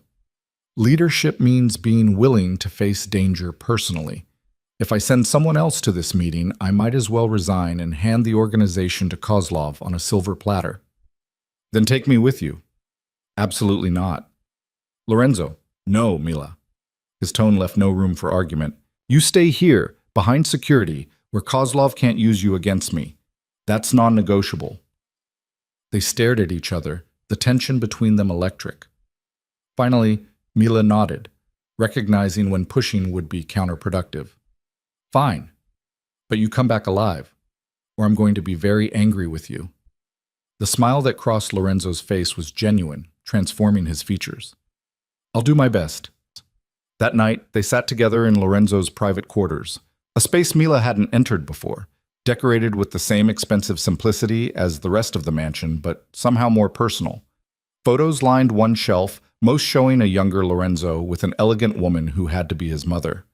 Books in Italian filled another shelf, well-worn spines suggesting frequent reading. Tell me about your mother, Mila said, curled beside Lorenzo on the leather couch. He was quiet for a long time, his fingers absently stroking her hair. She was everything my father wasn't, kind, educated, devoted to the idea that people could be better than their circumstances. She hated what my father did for a living but loved him too much to leave. How did she die? Cancer. Ovarian, stage 4 by the time they caught it. Lorenzo's voice went flat. We had the best doctors, the most expensive treatments. None of it mattered. She died 6 months after diagnosis, and my father followed her a year later. Heart attack, officially. But I think he died of a broken heart. Mila threaded her fingers through his, offering silent comfort. She would have liked you, Lorenzo continued, would have appreciated that you see people as they are, not as they pretend to be. She always said the measure of a person wasn't what they did in public, but who they were when no one was watching. And who are you when no one's watching? Lorenzo turned to look at her, his expression unguarded. Tired. Lonely. Hoping that the choices I make add up to something meaningful instead of just perpetuating cycles of violence and control. The vulnerability in his words made Mila's chest ache. She kissed him, pouring everything she couldn't articulate into the gesture, reassurance, affection, the terrifying realization that what she felt for him had grown far beyond simple attraction. They made love that night with a tenderness that surprised them both. The careful urgency of people who understood tomorrow wasn't guaranteed. Afterward, lying in Lorenzo's arms in the pre-dawn darkness, Mila felt the full weight of her choice settle over her. She'd fallen in love with a man who lived with death as a constant companion, who made decisions that cost lives and shaped the criminal landscape of an entire city, who could kiss her with heartbreaking gentleness one moment and order violence the next without apparent contradiction. And she didn't regret it. The morning of the meeting, Lorenzo was different, harder, more focused, the veneer of civilization he wore around Mila stripped away to reveal the predator beneath. He dressed in a dark suit with body armor underneath, checked his weapons with practiced efficiency, and issued final instructions to his security team with the cold authority of a general preparing for battle. Mila watched from the doorway of his bedroom, trying to memorize every detail. The way his hands moved as he holstered his gun, the set of his shoulders, the grim determination in his eyes. "If something happens to me," Lorenzo said without looking up, "Marco has instructions to get you out of Chicago. New identity, new city, enough money to start over completely. You'll be safe." "Nothing's going to happen." "But if it does, Lorenzo." Mila crossed to him, forcing him to meet her eyes. "You're coming back. We're going to have dinner tonight, probably argue about whether I'm staying long term, and you're going to tell me I'm impossible while looking at me like I'm the best thing that's ever happened to you." His smile was brief but genuine. "You are impossible. And you love it." "I do." He cupped her face, the gesture already familiar. "I love you. I should probably wait to say that until after I've survived this meeting, but just in case," Mila kissed him to stop the words, refusing to let him finish that thought. "Tell me tonight, when you come home." Lorenzo left an hour later, surrounded by 6 of his best men, driving toward a meeting that could reshape Chicago's criminal landscape or end with his death. Mila stood at the window of his study, watching the convoy of black SUVs disappear down the long driveway, and tried to ignore the fear clawing at her throat. Marco appeared beside her, his shoulders still bandaged, but his stance steady. "He'll be fine. The boss always comes back." "How can you be sure?" "Because he has something worth coming back to now. That makes all the difference." The hours that followed were the longest of Mila's life. She tried to read, to watch television, to do anything that would distract her from imagining every terrible scenario. Maria brought tea and sympathy. Marco updated her periodically on communications from the security team. Lorenzo had arrived at the warehouse. The meeting was underway, no shots fired yet. That "yet" hung in the air like a guillotine blade. At 7:30, Mila's phone buzzed with a text from an unknown number. "Your boyfriend is currently surrounded by my men. If you want him to leave that warehouse alive, you'll come alone to the address I'm sending. You have 30 minutes. A second text followed with coordinates in the industrial district. Mila's hands trembled as she stared at the screen. This was the scenario Lorenzo had warned her about. Viktor Kozlov using her as leverage, forcing impossible choices. She should tell Marco, should let Lorenzo's people handle it, should follow every security protocol Lorenzo had established. Instead, she grabbed her jacket and slipped out through the servants' entrance while Marco was checking in with the security team. The Uber driver who picked her up gave her nervous looks as they drove toward the industrial district, probably wondering why a woman with a cast on her arm was heading into one of Chicago's most dangerous neighborhoods at night. Mila didn't care. All that mattered was getting to Lorenzo before Kozlov made good on his threat. The address led to a warehouse a block away from where Lorenzo's meeting was taking place. Mila paid the driver and approached the building, her heart hammering so hard she could barely breathe. The door was unlocked. Inside, the warehouse was mostly empty, except for a few crates and a single chair positioned in the center of the space. A man stood beside the chair, young, maybe 30, with sharp Slavic features and eyes that reminded Mila of a shark. Viktor Kozlov. "Miss Carter, how punctual." His accent was thick, but his English was perfect. "Please, sit." "Where's Lorenzo?" "Still at our meeting, I imagine. Trying to negotiate terms that will never satisfy me." Kozlov circled her like a predator. "I didn't actually need you to come here. The text was simply a test to see if you would." Cold realization washed over Mila. "You wanted to prove I'm his weakness." "I wanted to prove that the great Lorenzo Moretti has become soft and sentimental, that he's allowed personal attachments to compromise his judgment." Kozlov smiled, the expression holding no warmth. "And you've just confirmed it beautifully by walking into an obvious trap." Mila's mind raced, trying to find an escape route, a way to undo her catastrophic mistake. "What do you want?" "Originally, Lorenzo's territory and his life, but now I realize there's a better option." Kozlov pulled out his phone and took a photo of Mila. "I'm going to send this to Lorenzo. Show him that I have you, and then I'm going to make him choose his organization or your life." "He'll choose the organization." Mila forced conviction into her voice. "I'm not worth destroying everything he's built." "Let's find out, shall we?" Kozlov sent the photo, and Mila watched her world narrow to the wait for Lorenzo's response. Seconds stretched into minutes. Her phone buzzed. Lorenzo calling. Kozlov answered on speaker. "Victor?" Lorenzo's voice was deadly calm. "Let her go."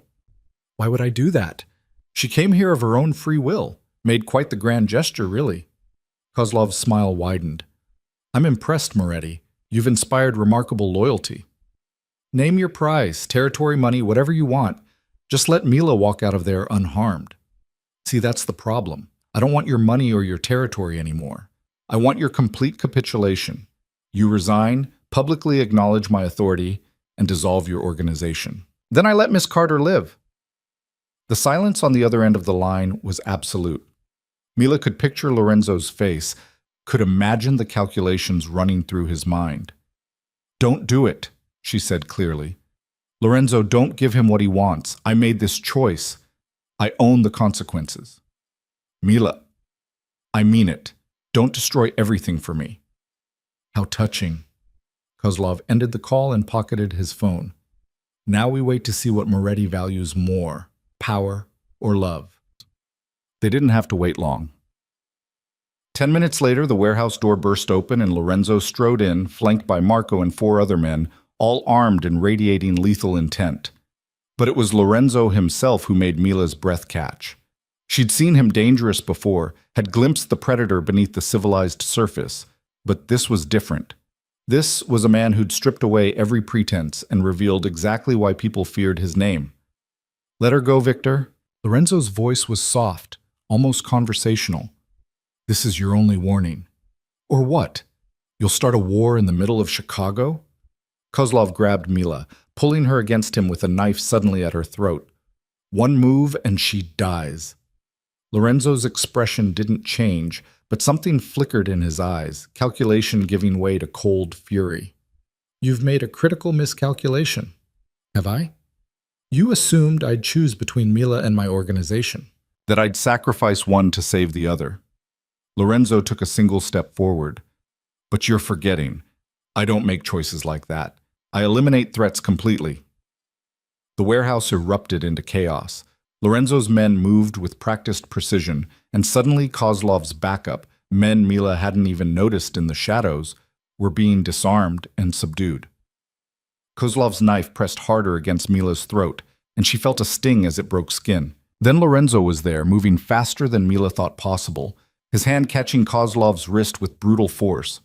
The knife clattered to the ground, and Kozlov staggered backward. "You don't touch her," Lorenzo said, each word precise and terrible. "You don't threaten her. You don't even think about her without my permission." He hit Kozlov once, a devastating blow that sent the younger man crashing to the concrete. Lorenzo stood over him, and Mila saw the exact moment he decided not to kill. "You're going to leave Chicago tonight," Lorenzo continued in that same terrifyingly calm voice. "You're going to take whatever's left of your operation and relocate to a city of my choosing. And you're going to spend the rest of your life remembering that you had one chance to walk away, and you wasted it on a woman you should never have touched." Kozlov, bleeding from his mouth, managed a nod. Lorenzo turned to Mila, and the fury in his expression transformed into something else. Relief, fear, anger, all mixed together. He crossed to her, his hands gentle as they examined the small cut on her throat. "You're hurt." "It's nothing. Lorenzo, I'm sorry. I shouldn't have—" "We'll discuss your spectacularly bad decision-making later." But his hands were shaking as they cupped her face. "Right now, I just need to know you're okay." "I'm okay." Mila covered his hands with her own. "I'm okay because you came for me. I'll always come for you. That's the problem." Lorenzo pulled her close, his arms coming around her with desperate intensity. "You're my weakness, Mila, the thing that makes me vulnerable. And every enemy I have will exploit that. Then we deal with it together." Lorenzo pressed his face against her hair, and Mila felt him shaking. "I thought I'd lost you. When I saw that photo, I'm here. I'm safe." They stood together in the middle of the warehouse while Lorenzo's men finished securing Kozlov and his people, and Mila understood with perfect clarity what her choice meant. This would be her life now. Danger and violence balanced against moments of fierce connection. Security, bought through Lorenzo's reputation and power, freedom defined by the boundaries of his protection. And she was choosing it anyway, choosing him. Marco approached quietly. Boss, we should move. Police will be here soon. Lorenzo nodded, but he didn't release Mila. Get Kozlov out of Chicago. Make sure he understands the terms of his exile are permanent. Consider it done. The drive back to the estate was silent, except for Lorenzo's hands never quite leaving contact with Mila. Fingers threaded through hers, palm resting on her knee, constant reassurance that she was there and alive and his. Only when they were back in his private quarters, the door locked and security posted outside, did Lorenzo's iron control finally crack. Don't ever do that again. His voice was rough with emotion. Don't ever walk into danger like that for me. You would have done the same. That's different. I know how to handle these situations. And I know that I couldn't sit safely at home while the man I love walked into a trap. Mila turned to face him fully. I made a choice, Lorenzo. Maybe it was reckless. Maybe it was stupid. But it was mine to make. The man you love? Lorenzo's expression shifted, vulnerability breaking through the anger. Yes, I love you. Mila said it clearly, without hesitation. I love you even though you're dangerous and complicated and live in a world I barely understand. I love you because you see me, because you keep your promises, because you're trying to be better than the life you were born into. Lorenzo kissed her then, and Mila tasted desperation and relief, and something that felt like hope. When they finally broke apart, both breathing hard, he rested his forehead against hers. I love you too, he said quietly, and that terrifies me more than any enemy ever could. We'll figure it out. Will we? We have to. Mila pulled back just enough to meet his eyes. Because I'm not leaving. Not now. Not ever. You're stuck with me, Lorenzo Moretti. His smile was small but genuine. That might be the best news I've had in years. They stayed awake through the night, talking and planning and slowly coming to terms with what their relationship meant for both their futures.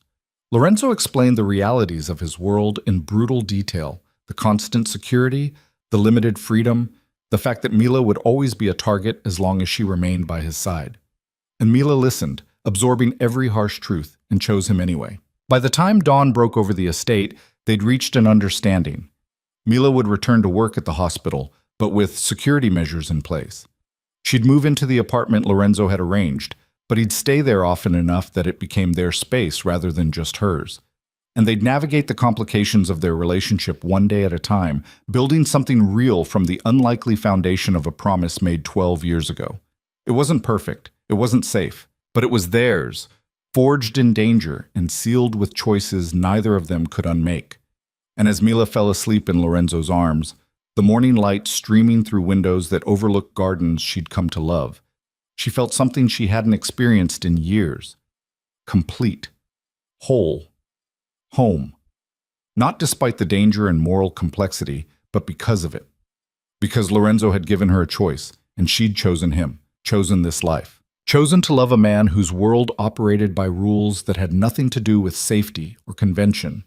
The consequences would be complicated. The future was uncertain. But for now, wrapped in the arms of Chicago's most dangerous man, Mila had never felt safer in her life. The reality of Mila's choice arrived with her first day back at Chicago Memorial Hospital.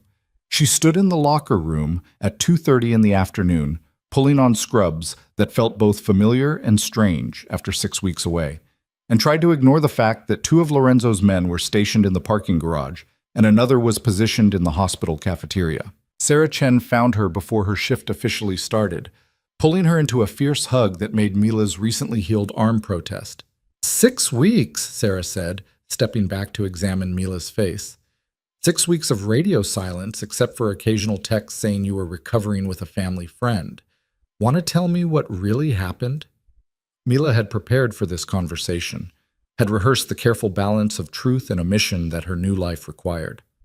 Thomas broke my arm. Someone who knew my mother helped me get away from him and gave me a safe place to heal. That's all you need to know. That's not all I need to know. Sarah's expression turned serious. You look different, calmer maybe, but also like you're carrying something heavy you can't talk about. I am. Mila met her friend's eyes. And I need you to trust that I'm okay, that I made choices that were right for me, even if they don't make sense from the outside. Sarah studied her for a long moment. Does this have anything to do with the very expensive car that's been parked across from your new apartment building? The one with the driver who never seems to leave? So Sarah had already figured out more than Mila wanted her to know. It's complicated. Complicated like witness protection?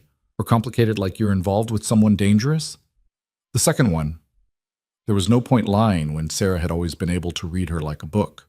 Please don't ask me for details I can't give you. Sarah's expression cycled through concern, frustration, and finally resignation. Just promise me you know what you're doing, that you're choosing this with your eyes open. I promise. The shift was both familiar and surreal. Mila fell back into the rhythm of pediatric oncology nursing, checking vitals, administering medications, comforting frightened children and their exhausted parents. But now she carried a phone that buzzed every hour with security check-ins from Marco or one of Lorenzo's other men.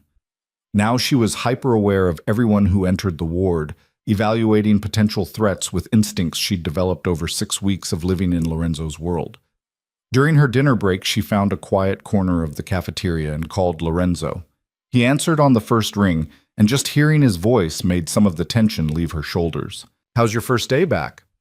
Strange. Good. Exhausting. Mila watched families move through the cafeteria, ordinary people living ordinary lives, and felt the vast distance between her old existence and her new reality. I forgot how much I missed this. The work, the purpose, making a difference for kids who need it. I'm glad. Lorenzo's tone was warm, but she could hear the strain beneath it. Marco says everything is secure, no unusual activity around the hospital. You're worried. I'm always worried now.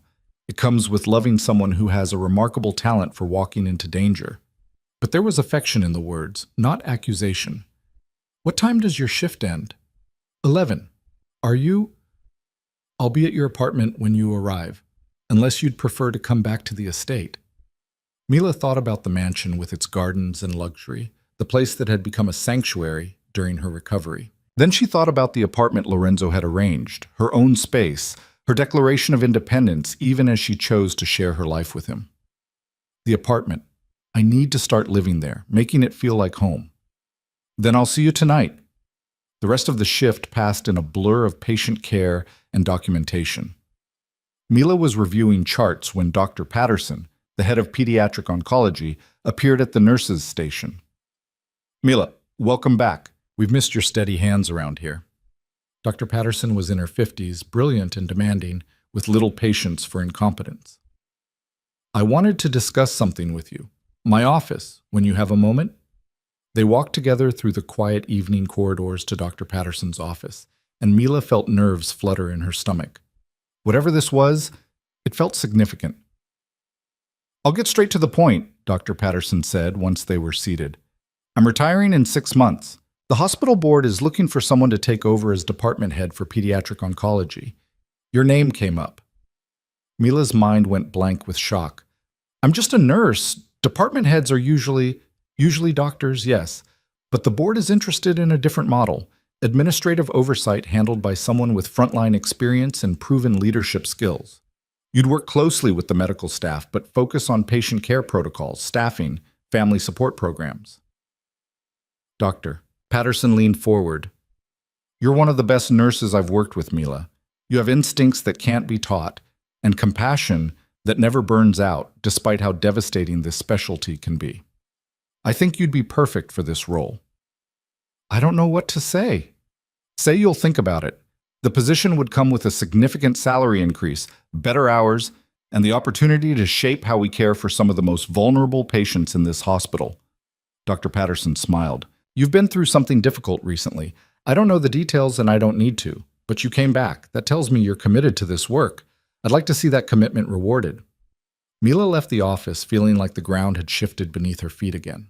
Department head, leadership, a career path she'd never imagined for herself suddenly opening up like a door she hadn't known existed. She was still processing the conversation when her shift ended, and she walked to the parking garage, automatically scanning for threats before she remembered that Lorenzo's security was doing that for her. The black SUV was waiting in its usual spot, and Marco gave her a quick nod as she approached. Everything quiet? She asked. Boring as hell, which is exactly how we like it. Marco opened the rear door for her. The boss is already at your apartment. Brought dinner from that Italian place you mentioned liking. The drive to her new apartment, her own apartment, still strange to think about, took 20 minutes through evening traffic. The building was in a good neighborhood, close to the lake, with actual security that didn't raise eyebrows when Lorenzo's people conducted their additional surveillance. Mila found Lorenzo in the kitchen, unpacking containers of pasta and bread that made her stomach growl. He'd changed out of his suit into dark jeans and a black sweater, and the domesticity of the scene made her heart squeeze. "How was work?" he asked, pulling her into a kiss that tasted like coming home. "Good.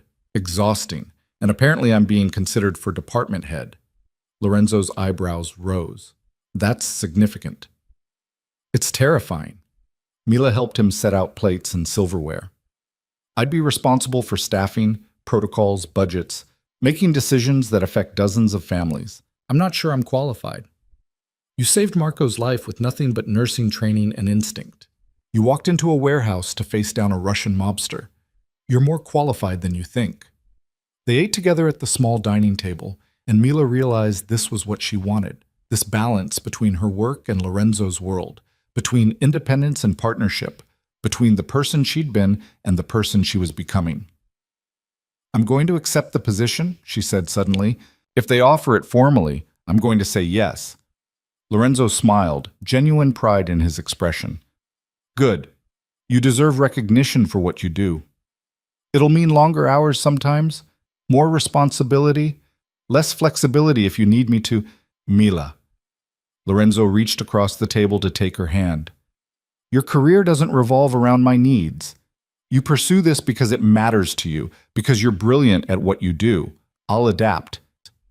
The words settled something in Mila's chest that she hadn't realized needed settling. She'd been so focused on fitting into Lorenzo's world that she'd forgotten she was allowed to have her own ambitions, her own path forward. They spent the evening like a normal couple, talking about their days, watching a movie, existing in the comfortable intimacy of two people learning how to build a life together. It wasn't until nearly midnight, when they were getting ready for bed, that Lorenzo's phone rang with the particular tone he'd designated for emergencies. His expression went cold and professional as he answered. "Talk to me." Mila couldn't hear the other side of the conversation, but she watched Lorenzo's face cycle through surprise, calculation, and something that might have been satisfaction. "Understood. I'll handle it." He ended the call and turned to Mila. "I need to go out for a few hours. Security issue that requires my attention." "What kind of security issue?" Lorenzo hesitated, and Mila recognized the moment he was deciding how much to tell her. Finally, he sighed. "One of Kozlov's men is still in Chicago. Been causing problems, trying to rebuild what's left of Victor's operation. Tonight he made the mistake of approaching one of my legitimate businesses. I need to remind him that exile means everyone associated with Kozlov's organization. You're going to hurt him." "I'm going to make an example of him." Lorenzo's tone was matter-of-fact. "It's necessary to maintain order, to show that challenging my authority has consequences." Mila knew she should feel something, horror maybe, or moral outrage. Instead, she just felt tired acceptance. This was who Lorenzo was. This was the life she'd chosen. "Be careful," she said. Lorenzo kissed her forehead. "Always. Get some sleep. I'll be back before you wake up." But Mila couldn't sleep. She lay in bed listening to the unfamiliar sounds of her new apartment and thinking about the strange duality of her existence. By day, she was Mila Carter, pediatric oncology nurse under consideration for department head. By night, she was the woman waiting for a Mafia boss to return from whatever violence was necessary to protect his territory. The two worlds shouldn't coexist, and yet somehow they did. Lorenzo returned just before dawn, moving quietly through the apartment. Mila heard the shower run, and when he finally slid into bed beside her, he smelled of expensive soap and nothing else. No blood, no gunpowder. He'd cleaned away whatever he'd done in the night. "Everything handled?" she asked softly. "Everything handled." Lorenzo pulled her close. "Kozlov's man is on a plane to Moscow. He won't be coming back." Mila didn't ask what threats or violence had been required to achieve that outcome. She was learning that some questions were better left unasked, some details better left unknown. The weeks that followed established a pattern. Mila worked her shifts at the hospital, poured herself into patient care, and gradually built relationships with families who needed her expertise and compassion. Dr. Patterson formally offered her the department head position, and Mila accepted with a mixture of terror and exhilaration. Meanwhile, Lorenzo conducted his business with the efficiency that had made him Chicago's most powerful crime lord. He spent nights at Mila's apartment when his schedule allowed, and they developed rituals: Sunday morning breakfast together, evening walks along the lake when security permitted, quiet moments of domesticity stolen between the demands of their respective worlds. But the violence was always there, lurking at the edges. A rival organization testing boundaries, a shipment hijacked, a territory dispute that required Lorenzo's personal intervention. Mila learned to recognize when he'd had a difficult day by the tension in his shoulders, the way his eyes went distant and cold. She learned not to ask for details, learned to provide comfort without requiring confession, learned to love a man whose hands were stained with deeds she preferred not to imagine in specifics. 3 months after returning to work, Mila was leaving the hospital after a particularly brutal shift. 2 of her young patients had taken turns for the worse when she noticed the man following her. He was subtle about it, maintaining distance, but Mila's newly developed threat awareness caught the pattern. She texted Marco immediately, one word: tail. The response came within seconds. Identified, ours. New guy on rotation. Sorry for the scare. Mila felt her heart rate slow back to normal. Just Lorenzo's security doing their job. She should be grateful for the protection, not annoyed by the constant surveillance. But sometimes, in quiet moments, she missed the anonymity of her old life. The ability to walk through the world unnoticed, unguarded, unremarkable. That night she brought it up to Lorenzo over dinner at the estate.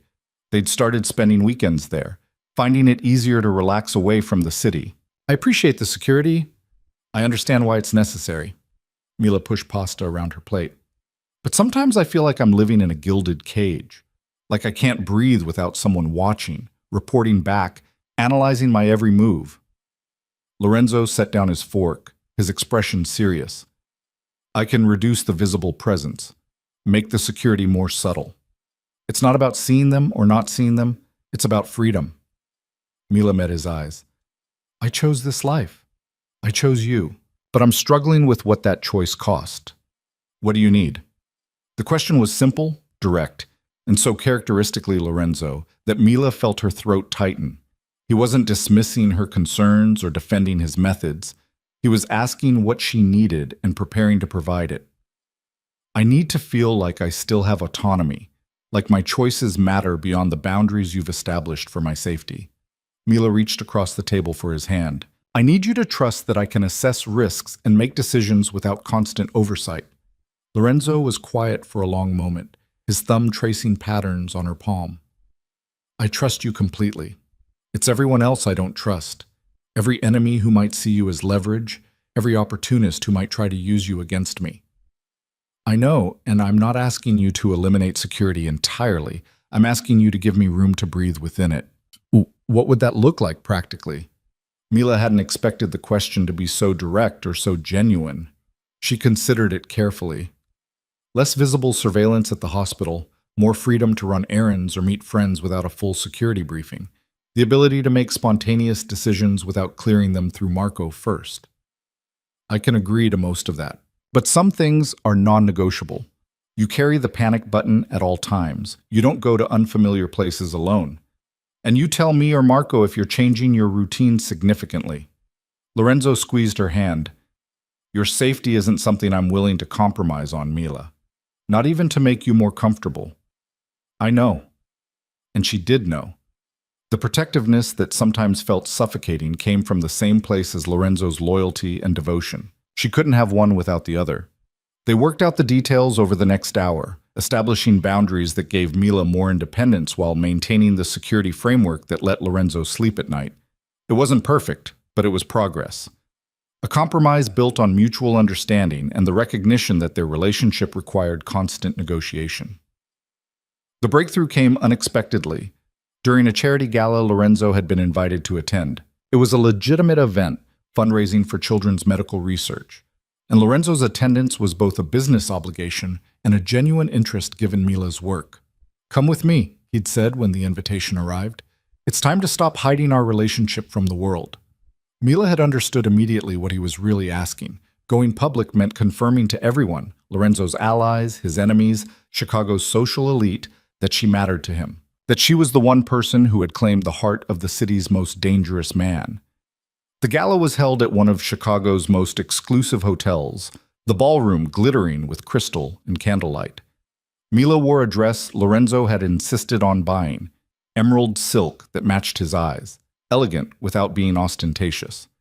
She felt exposed and powerful in equal measure as they entered together, Lorenzo's hand warm and possessive at the small of her back.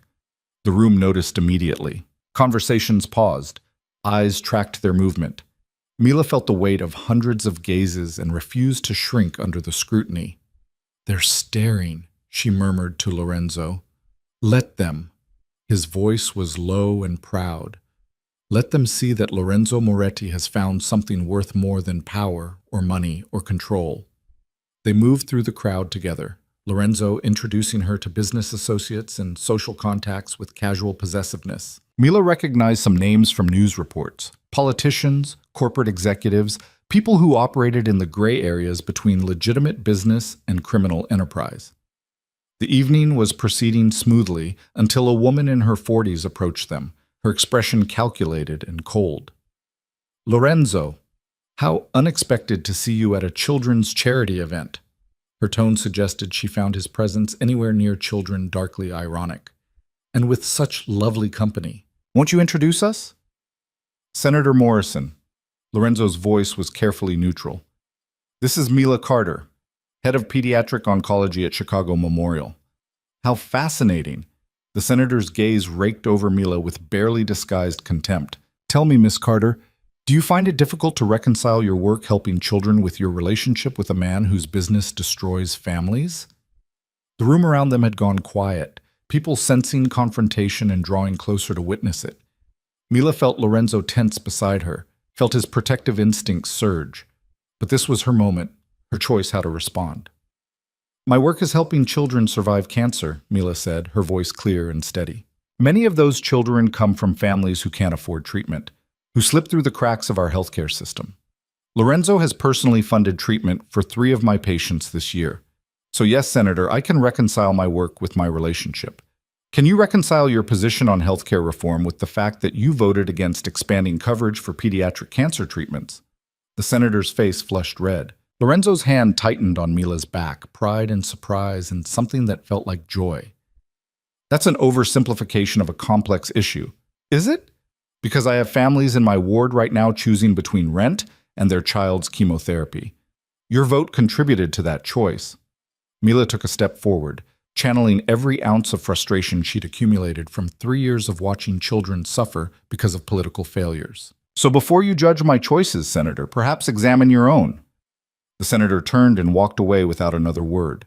The crowd around them erupted into whispered conversations, and Mila felt her heart hammering with the audacity of what she'd just done. Lorenzo guided her toward a quieter corner, his expression unreadable until they were alone. Then he smiled, genuinely, beautifully, and pulled her into a kiss that made her forget they were in public. "You're magnificent," he said when they finally broke apart. "Absolutely magnificent. I probably just made us a powerful enemy." "Worth it. Besides, Senator Morrison has been trying to use healthcare reform as a platform to target organized crime funding. This was inevitable." Lorenzo's eyes sparkled with amusement. "Though I'll admit, I didn't expect you to eviscerate her quite so effectively." The rest of the evening passed in a blur of introductions and conversations. Mila found herself talking with the hospital's board chairman, with other doctors and nurses from different departments, with people who seemed genuinely interested in her work rather than just her connection to Lorenzo. By the time they left, near midnight, Mila felt exhausted and exhilarated in equal measure. They'd done it, gone public, confirmed to Chicago's elite and underworld alike that Mila Carter and Lorenzo Moretti were together, were serious, were choosing each other despite all the reasons they shouldn't. In the car on the way back to the estate, Lorenzo was quieter than usual. Mila watched the city lights blur past and wondered what he was thinking. "Regrets?" she finally asked. About tonight? None. Lorenzo turned to face her. But watching you stand up to Morrison, watching you defend your work with such passion, it reminded me that you have a life and purpose that exists entirely separate from my world, that you could have chosen someone safer, easier, less complicated. I don't want safe or easy. Mila took his hand, threading their fingers together. I want you, want this, want to build something real from the unlikely foundation of a promise made to my mother 12 years ago. Even knowing what it costs, the security, the scrutiny, the constant awareness that you're a target because of me? Even knowing all of that. Mila leaned her head on his shoulder. I'm not naive, Lorenzo. I understand the risks, but I also understand what I gain. You, partnership with someone who sees me completely, a life that matters in ways I never imagined. Lorenzo pressed a kiss to her hair. I love you. More than I thought I was capable of loving anyone. I love you too. Even when you're impossible and overprotective and running criminal enterprises that I pretend not to know about. His quiet laugh rumbled through his chest. Fair enough. The following weeks brought consequences from the gala that Mila hadn't fully anticipated. The hospital board chairman called her in for a private meeting where he carefully danced around questions about Lorenzo's business interests and whether they might create conflicts with Mila's new role as department head. She'd handled it with the same directness she'd used with Senator Morrison, acknowledging that Lorenzo's world was complicated while emphasizing that her work and personal life remained separate. She'd gotten the sense the chairman had expected evasion or defensiveness. Her honesty seemed to disarm him entirely. Meanwhile, Lorenzo's organization watched Mila with new respect. She'd stood up to a senator at a public event, had claimed her place beside Lorenzo without apology or hesitation. Marco told her with obvious approval that the men were calling her the boss's queen, a title that should have made her uncomfortable but instead felt strangely right. One evening, as Mila and Lorenzo were having dinner at her apartment, his phone buzzed with a message that made his expression darken. What's wrong? Thomas Carter filed a lawsuit, claims I kidnapped you, that you're being held against your will, that he wants custody proceedings to ensure your safety. Lorenzo's voice dripped with contempt. It's a transparent attempt to extort money, but it's going to require legal resources to shut down. Mila felt cold fury replace her initial shock. After everything, after you gave him money and a fresh start, he's still trying to hurt me? He's desperate and stupid, a dangerous combination. Lorenzo was already texting his lawyers. I'll handle this. He won't get anywhere near you. No. Mila stood, decision crystallizing with perfect clarity. I'll handle this. I'll give a deposition, provide medical records from the night he broke my arm, detail years of abuse. I'll make it very clear that I chose to leave and that any suggestion I'm being held against my will is categorically false. Lorenzo looked at her with something like awe. You're sure? I'm sure. Thomas has controlled enough of my life. I'm not letting him have any more power over me. Mila's voice was steady, certain, and maybe it's time the world knew exactly what kind of man he is. The legal proceedings took 3 weeks. Mila gave her deposition with clinical precision, detailing years of verbal and physical abuse with the same calm she used when documenting patient symptoms. She provided medical records, testimony from Sarah Chen about the night she'd arrived at the hospital with a broken arm, and a statement from Dr. Ross about the extent of her injuries. Thomas's lawsuit fell apart under the weight of evidence. His lawyer withdrew from the case. And Thomas himself, facing potential charges for filing a frivolous lawsuit and renewed questions about domestic abuse, accepted a settlement that required him to never contact Mila again and to publicly acknowledge his previous abuse. Lorenzo had wanted him prosecuted fully. Mila had argued for closure instead of revenge. In the end, her will had prevailed. Thomas's public admission and permanent exile from her life was enough. The night the settlement was finalized, Mila stood in the estate's gardens, watching sunset paint the sky in shades of orange and gold. Lorenzo found her there, wrapping his arms around her from behind. It's over, he said quietly. Thomas is out of your life permanently this time. I know, Mila leaned back against his chest. I thought I'd feel different, triumphant maybe. Instead, I just feel tired and ready to move forward. Then we move forward. Lorenzo turned her in his arms to face him. Together, whatever that looks like. Mila looked up at the man who'd changed her life in ways she was still discovering, the criminal who kept his promises, the protector who'd given her freedom, the complicated, dangerous, surprisingly gentle person who'd seen past her invisibility and decided she was worth everything. Together, she agreed. And in that moment, standing in gardens that had become home, wrapped in the arms of Chicago's most dangerous man, Mila Carter felt something she'd spent 24 years searching for without knowing what she needed. She felt whole. The wholeness didn't last. 3 days after Thomas's final defeat, Mila was reviewing patient charts in her new office, still adjusting to the title department head on her door, when her phone rang with a number she didn't recognize. She almost didn't answer. Then instinct made her pick up. "Miss Carter?" The voice was professional, female, unfamiliar. "This is Special Agent Rebecca Walsh with the FBI. I need to speak with you about Lorenzo Moretti." Mila's blood turned to ice. "I have nothing to say to you." "I think you do. We have evidence of racketeering, money laundering, and conspiracy to commit murder. Your testimony could help us build a case that finally puts Moretti away for life." Agent Walsh's tone softened slightly. "I know he's convinced you he's protecting you, but men like him don't protect, they possess. They control. And eventually, they destroy everyone around them. You don't know anything about him. I know he's a criminal. I know his organization is responsible for violence across this city, and I know you're a good person who's gotten tangled up in something dangerous." Walsh paused. "Meet with me. One conversation. If you still want to walk away after that, I'll respect it, but at least hear what we know."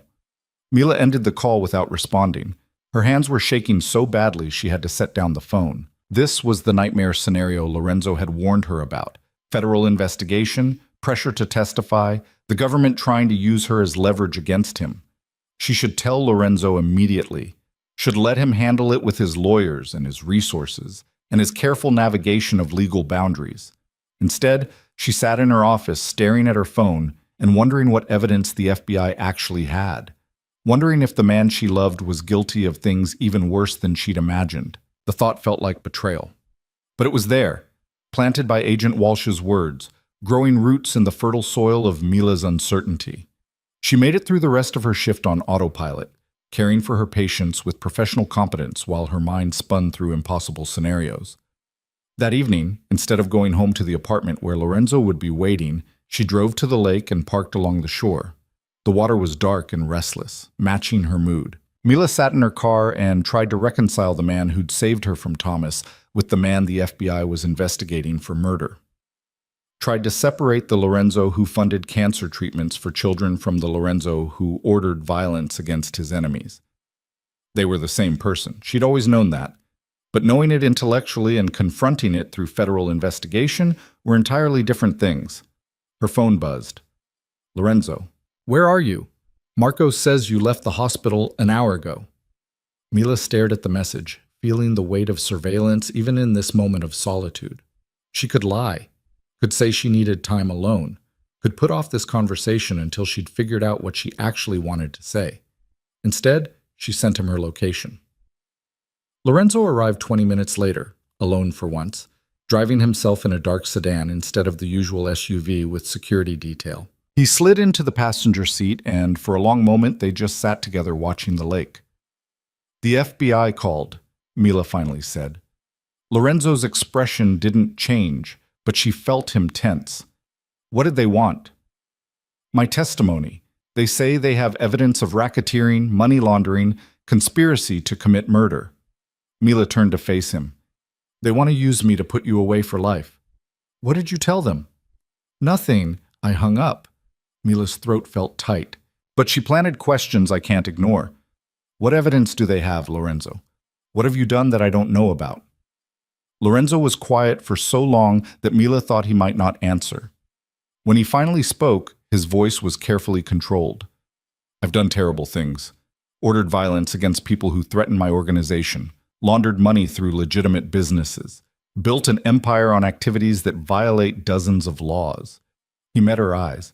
"I've never lied to you about what I am, Mila, but I've also never detailed the specifics because some knowledge is a burden you shouldn't carry. The FBI thinks they can prove murder. They probably can, not directly. I'm too careful for that. But conspiracy, ordering hits, creating the circumstances that led to deaths? Yes, that evidence exists if they look hard enough. Lorenzo's jaw tightened. The question is whether they can get it admitted in court, whether their witnesses will survive to testify, whether their investigation can withstand the legal challenges my lawyers will mount. You're talking about intimidating witnesses, destroying evidence.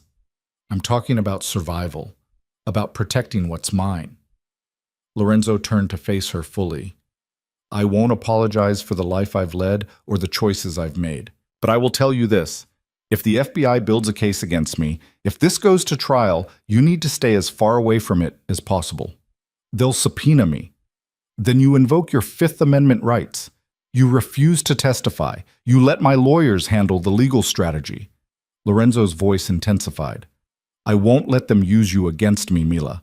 I won't let you be destroyed by my world. What if I want to testify? The question hung between them like a blade.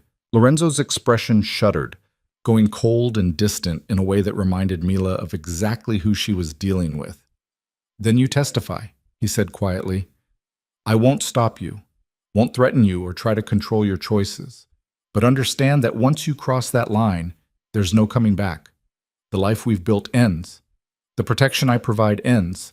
You become just another witness in a federal case, and my organization will treat you accordingly. You mean they'll kill me? I mean I won't be able to stop them even if I wanted to. Lorenzo's voice was bleak. The moment you testify against me, you stop being under my protection, and there are people in my organization who would see you as a threat that needs to be eliminated. Mila felt tears sting her eyes. So my choices are lie for you or die for telling the truth. Your choices are to refuse to participate in a federal investigation that's trying to use you as a weapon, or to become an active participant in destroying me and accept the consequences. Lorenzo reached for her hand, but she pulled away. I'm not asking you to lie, Mila. I'm asking you to protect yourself by staying out of something that will consume you. You're asking me to choose you over justice. I'm asking you to choose your own survival over abstract principles that won't matter when you're dead or in witness protection, spending the rest of your life looking over your shoulder. The brutal honesty was somehow worse than deception would have been. Mila stared at the man she loved and saw the reality of his world laid bare. Violence, moral compromise, survival purchased through terrible choices. I need time to think, she whispered. Take all the time you need. But Mila, Lorenzo's voice broke slightly. Whatever you decide, know that I love you. That's real. That's true. Everything else is complicated and morally ambiguous and probably indefensible. But what I feel for you is the most honest thing in my life. He left her sitting by the lake, drove away in the dark sedan, and Mila was alone with her impossible choice. She drove home to her apartment but couldn't bring herself to go inside. Instead, she called Sarah and asked to meet at their favorite coffee shop, neutral territory, public enough to feel safe. Sarah took one look at Mila's face and ordered 2 large coffees without asking. They sat in a corner booth and Mila found herself telling the whole story. Lorenzo, the protection, the relationship, and now the FBI investigation. Sarah listened without interrupting, her expression cycling through shock, concern, and something that might have been understanding. So let me get this straight, Sarah said when Mila finally ran out of words. You're in love with a mafia boss who saved you from your abusive stepfather. You've been living in his world for months, and now the FBI wants you to help put him in prison. That's the summary, yes. And you're considering testifying. I'm considering doing the right thing. Mila wrapped her hands around her coffee cup. He's a criminal, Sarah. He's hurt people, killed people, probably. How do I justify protecting him? How do you justify destroying the man who saved your life? Sarah countered.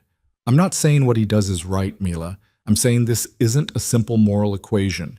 He protected you when no one else did. He gave you safety, resources, genuine care. That has to count for something. So I should ignore his crimes because he was good to me? I'm saying you should think carefully about whether testifying will actually serve justice or just destroy your life along with his. Sarah leaned forward. The FBI doesn't care about you, Mila. They care about closing a case. If they get Lorenzo, great. If you become collateral damage in the process, that's an acceptable loss to them. The words echoed what Lorenzo had said, and Mila hated that they made sense. She wanted clear moral lines, obvious right choices. Instead, She had only murky compromises and impossible decisions. Over the next week, Mila functioned in a fog of uncertainty. She went to work, cared for her patients, attended meetings about department protocols, but her mind was constantly elsewhere, turning over the FBI's offer, Lorenzo's warning, her own moral framework. Lorenzo gave her space, communicating only through brief texts, checking on her safety. The apartment felt empty without him, but Mila needed the solitude to think clearly. On the 8th day, Agent Walsh called again. "Have you considered my offer, Miss Carter?" "I'm still thinking about it." "Then let me help clarify your thinking." Walsh's tone sharpened. "We have testimony from 3 separate witnesses placing Lorenzo Moretti at a warehouse in the industrial district the night Victor Kozlov's second-in-command disappeared. We have financial records showing money laundering through 12 different businesses.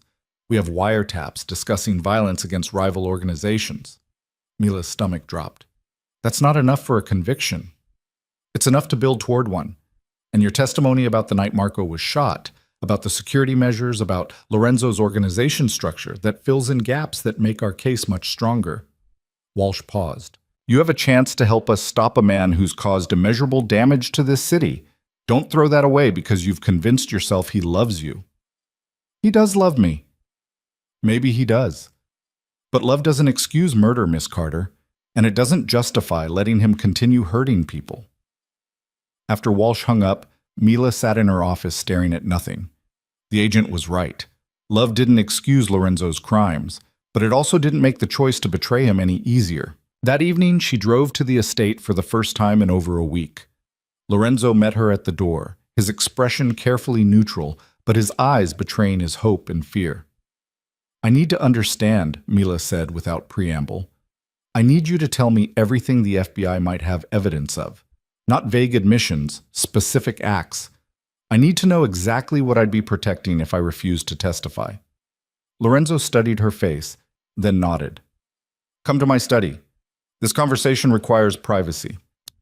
They sat across from each other in the room where Mila had once helped save Marco's life, and Lorenzo began talking.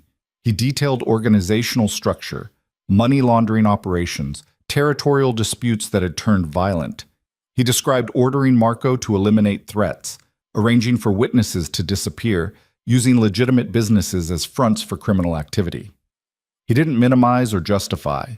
He simply stated facts with the clinical precision of someone presenting evidence. By the time he finished, over an hour had passed. Mila felt sick with the weight of knowledge she now carried. 3 people are dead because of orders I gave," Lorenzo concluded. "Dozens more have been hurt, intimidated, driven out of Chicago.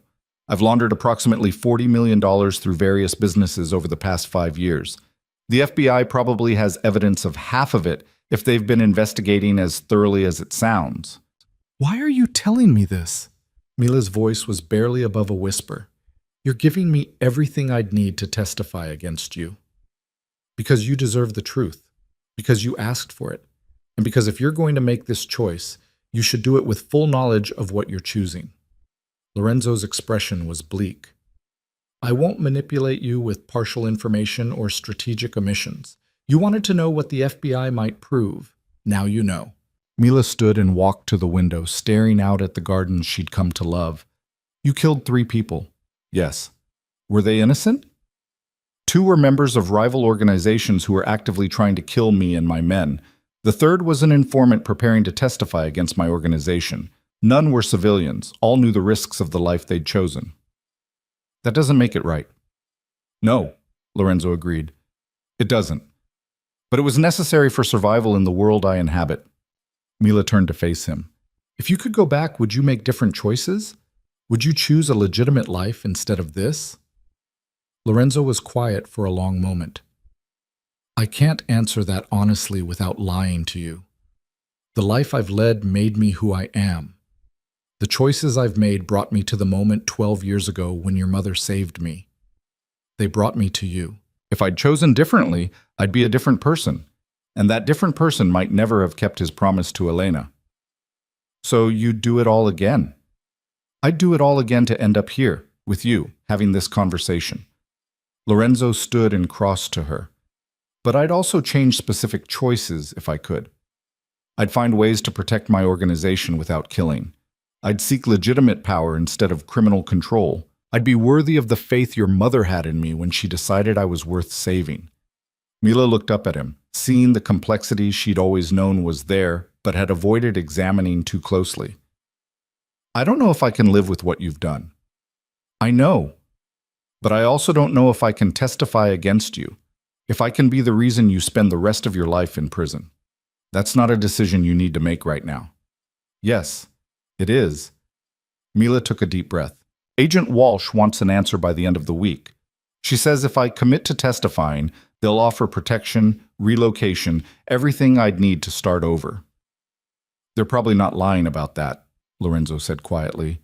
The FBI is good at witness protection when they want to be. You'd let me go? Just like that?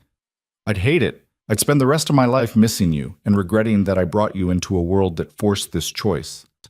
Lorenzo's hand cupped her face with heartbreaking tenderness. But yes, I'd let you go. Your freedom has always been more important than my happiness. Mila leaned into his touch, memorizing the feel of his hand against her skin. I love you. That hasn't changed. But I don't know if love is enough to justify the choices I'd have to make to stay. Then you have your answer. Do I? They stood together in the fading light, and Mila felt the full weight of her crossroads. She could choose Lorenzo, choose love and protection and moral compromise, or she could choose justice, whatever that meant in this context, and walk away from everything they'd built together. Neither choice was right. Neither was clearly wrong. Both would cost her something essential. That night, Mila slept alone in her apartment and dreamed of her mother. Elena appeared as she'd been before the cancer, healthy and vibrant, sitting in Mila's childhood kitchen. You saved him, Mila said in the dream. You knew what he was, and you saved him anyway. I saved a dying man who asked for mercy, Elena replied. What he became after that was his choice. What you choose now is yours. I don't know what to choose. Yes, you do. You've always known. You're just afraid of the consequences. Mila woke with tears on her face and clarity in her heart. She knew what she had to do. The next morning, she called Agent Walsh. I've made my decision. I'll meet with you one time, but I'm not promising testimony. I'm promising a conversation. They met in a federal building downtown, in a conference room that smelled of stale coffee and institutional anxiety. Agent Walsh was there with her partner, both wearing expressions of professional neutrality. Thank you for coming, Miss Carter. I came to tell you that I won't be testifying against Lorenzo Moretti. Mila's voice was steady, certain. I understand you're building a case. I understand you think my testimony would help, but I'm invoking my right to refuse cooperation. Walsh's expression hardened. You realize we can subpoena you, compel your testimony. Then I'll plead the fifth, claim that testifying might incriminate me given my proximity to Lorenzo's operations. Mila met the agent's eyes. I've consulted with a lawyer. I know my options, and I'm choosing not to participate in your investigation. Even knowing what he's done, the people he's hurt, I'm not defending his actions. I'm refusing to be your weapon against him. Mila stood. If you have evidence of crimes, charge him. Build your case with witnesses who aren't being coerced, but leave me out of it. She walked out before Walsh could respond, feeling lighter than she had in weeks. The choice was made. The path was clear. Whatever consequences followed, at least she'd chosen them consciously. Lorenzo was waiting in her apartment when she returned home. He stood as she entered, his expression carefully controlled. I told the FBI no, Mila said without preamble. I'm not testifying. I'm not cooperating with their investigation. I'm choosing you. The relief that crossed Lorenzo's face was almost painful to witness. He pulled her into his arms, holding her so tightly she could barely breathe. You're sure? I'm sure. This isn't justice. It's weaponizing my relationship with you. That's not something I'm willing to participate in. Mila pulled back to look at him. But I need something from you in return. Anything.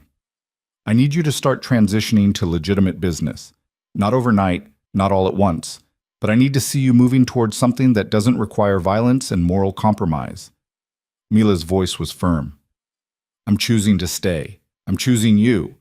But I need to know you're choosing to be better than what circumstances made you. Lorenzo was quiet for a long moment. That's not a simple transition. The organization, the territories, the agreements. I'm not asking for simple.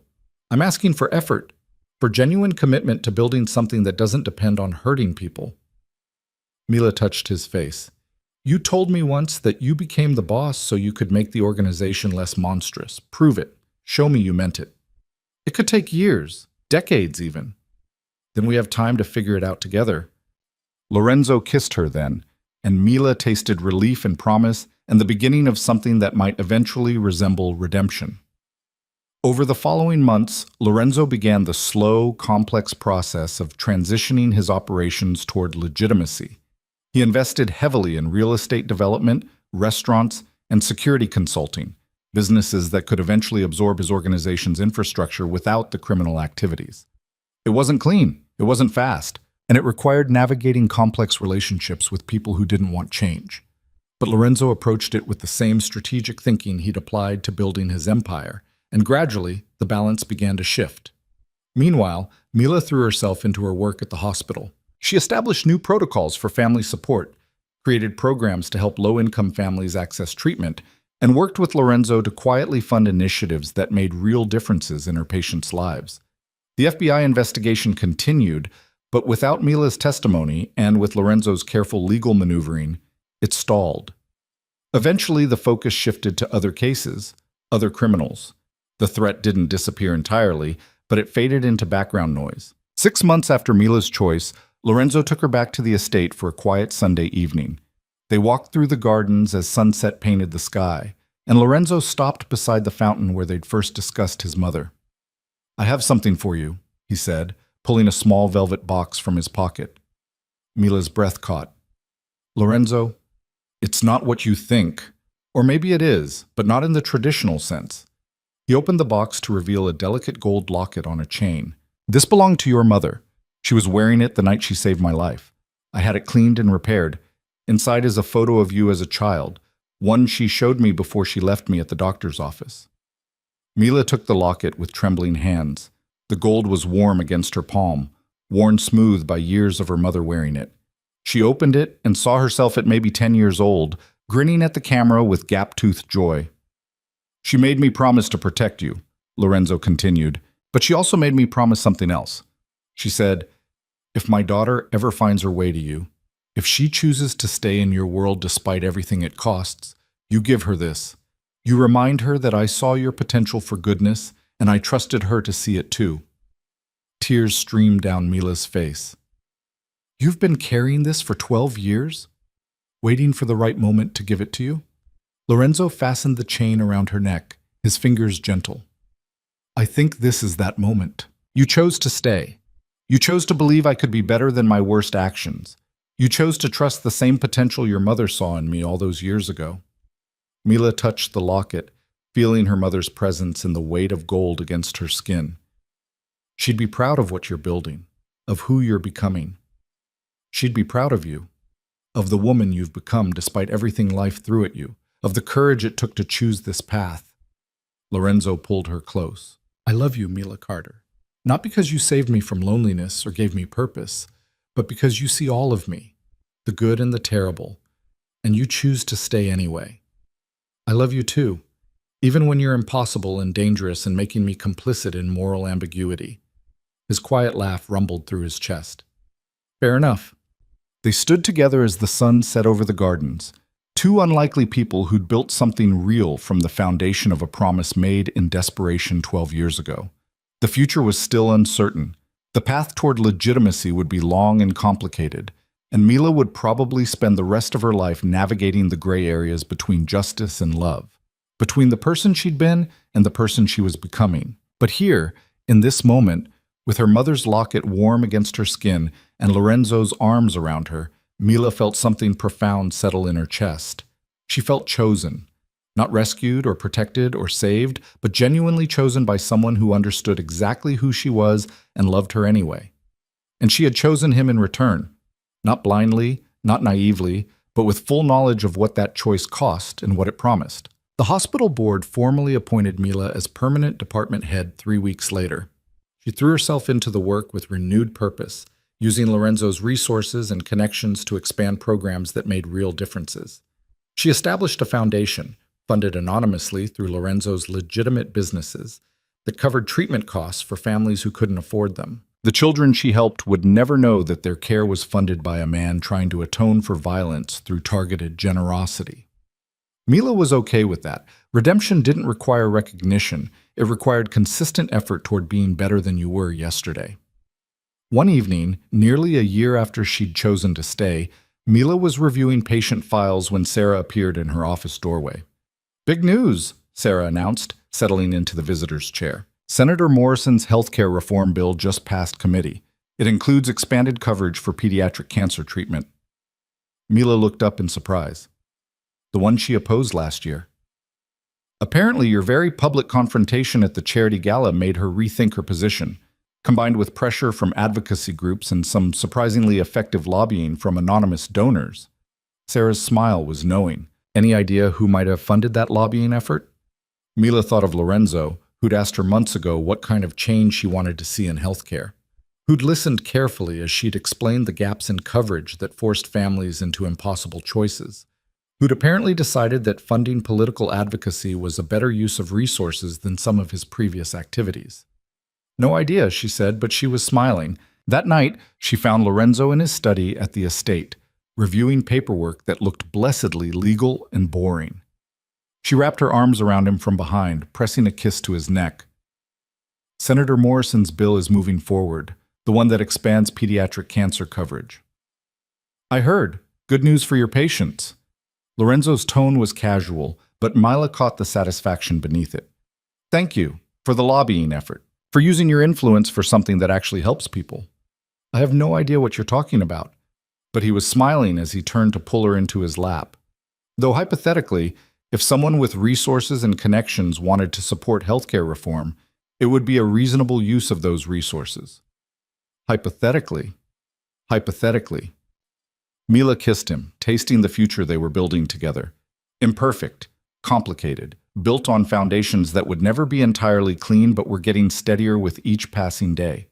2 years after the night Lorenzo had found her broken in a hospital parking lot, Mila stood in the estate's gardens surrounded by people who'd become family. Marco was there, fully recovered, and recently promoted to Lorenzo's chief of security. Maria was there with her husband, beaming with the pride of someone who'd watched two unlikely people build something real. Dr. Ross was there. Sarah was there. Even the hospital board chairman was there, looking mildly uncomfortable, but genuinely pleased. It wasn't a wedding. Neither Mila nor Lorenzo felt the need for legal complications given the nature of his business. But it was a commitment ceremony, a public acknowledgement of what they'd built together, of the choice they renewed every day to stay and fight for something better. Lorenzo stood beside her in the fading sunlight, and when he spoke his vows, his voice was steady and sure. "You saved me without knowing it. Not from physical death. Your mother did that. But from spiritual death.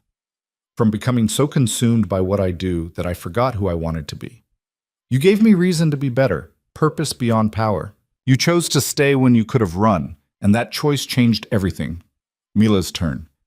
She looked into green eyes that had terrified her once and now felt like home. "You saw me when I was invisible. You gave me freedom when I'd forgotten what it felt like. You kept a promise to my mother, and in doing so, you gave me back the future she wanted me to have." Her voice strengthened. "I choose you, today, tomorrow, every day after. Not because you're perfect, but because you're trying. Not because our path is easy, but because it's ours." They exchanged the rings Marco presented, simple gold bands that spoke of commitment without legal entanglement, and when Lorenzo kissed her, Mila heard their gathered friends cheer. Later, after the celebration had quieted and guests had departed, Mila and Lorenzo walked alone through the gardens. The night was clear, stars visible, despite Chicago's light pollution, and everything felt suspended in perfect possibility. "Do you ever regret it?" Lorenzo asked quietly. "Choosing this life instead of the safe, normal existence you could have had?" Mila touched the locket she wore always now, her mother's final gift and blessing. "I regret that the world is complicated enough to make this choice necessary. I regret that you've had to do terrible things to survive. But I don't regret choosing you.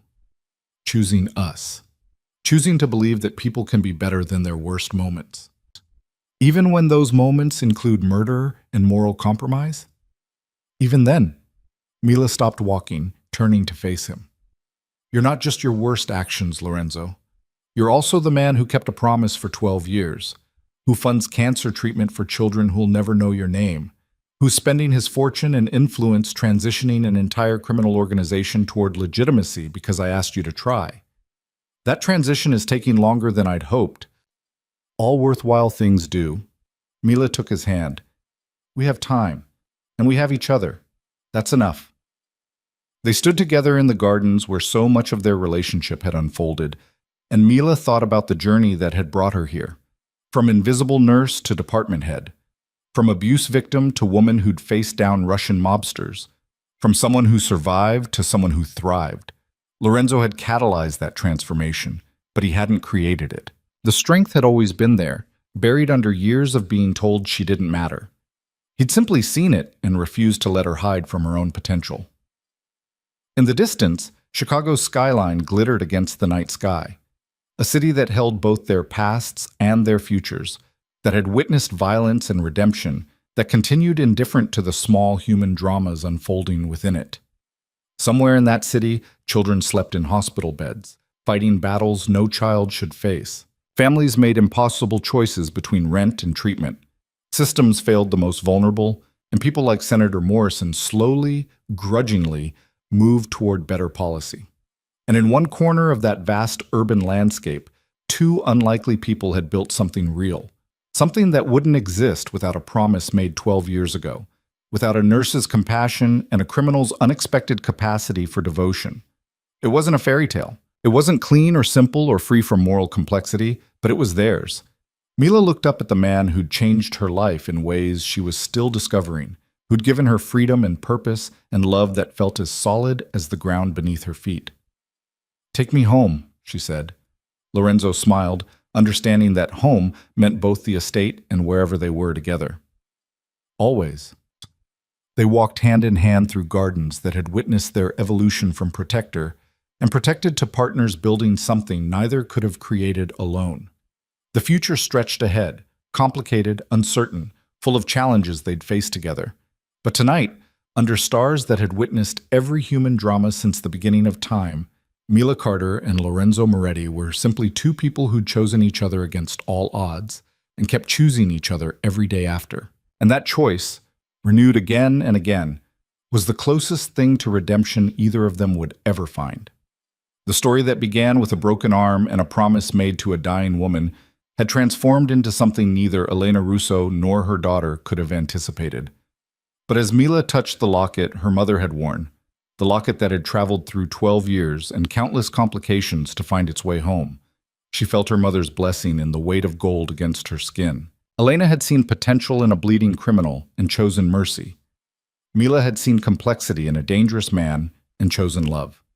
Both choices had rippled outward, creating consequences neither woman could have predicted. Some of those consequences were beautiful. Some were morally ambiguous. All were undeniably real. And as Mila fell asleep that night in Lorenzo's arms, the locket warm against her heart, she knew with perfect certainty that she'd made the right choice. Not the easy choice, not the safe choice, not even necessarily the morally defensible choice, but hers. And in a world that had spent so long telling her she didn't matter, that her choices were irrelevant, that her voice was too quiet to be heard, choosing herself, choosing her own path, choosing love over fear, was the most radical thing she could have done. The most dangerous man in Chicago had given her that gift, had seen her potential and refused to let her settle for invisible survival. And Mila Carter, department head of pediatric oncology at Chicago Memorial Hospital, partner to a criminal trying to become something better, daughter of a woman who'd saved a life and changed everything. Mila Carter had chosen to be extraordinary. Not despite the complications, because of them.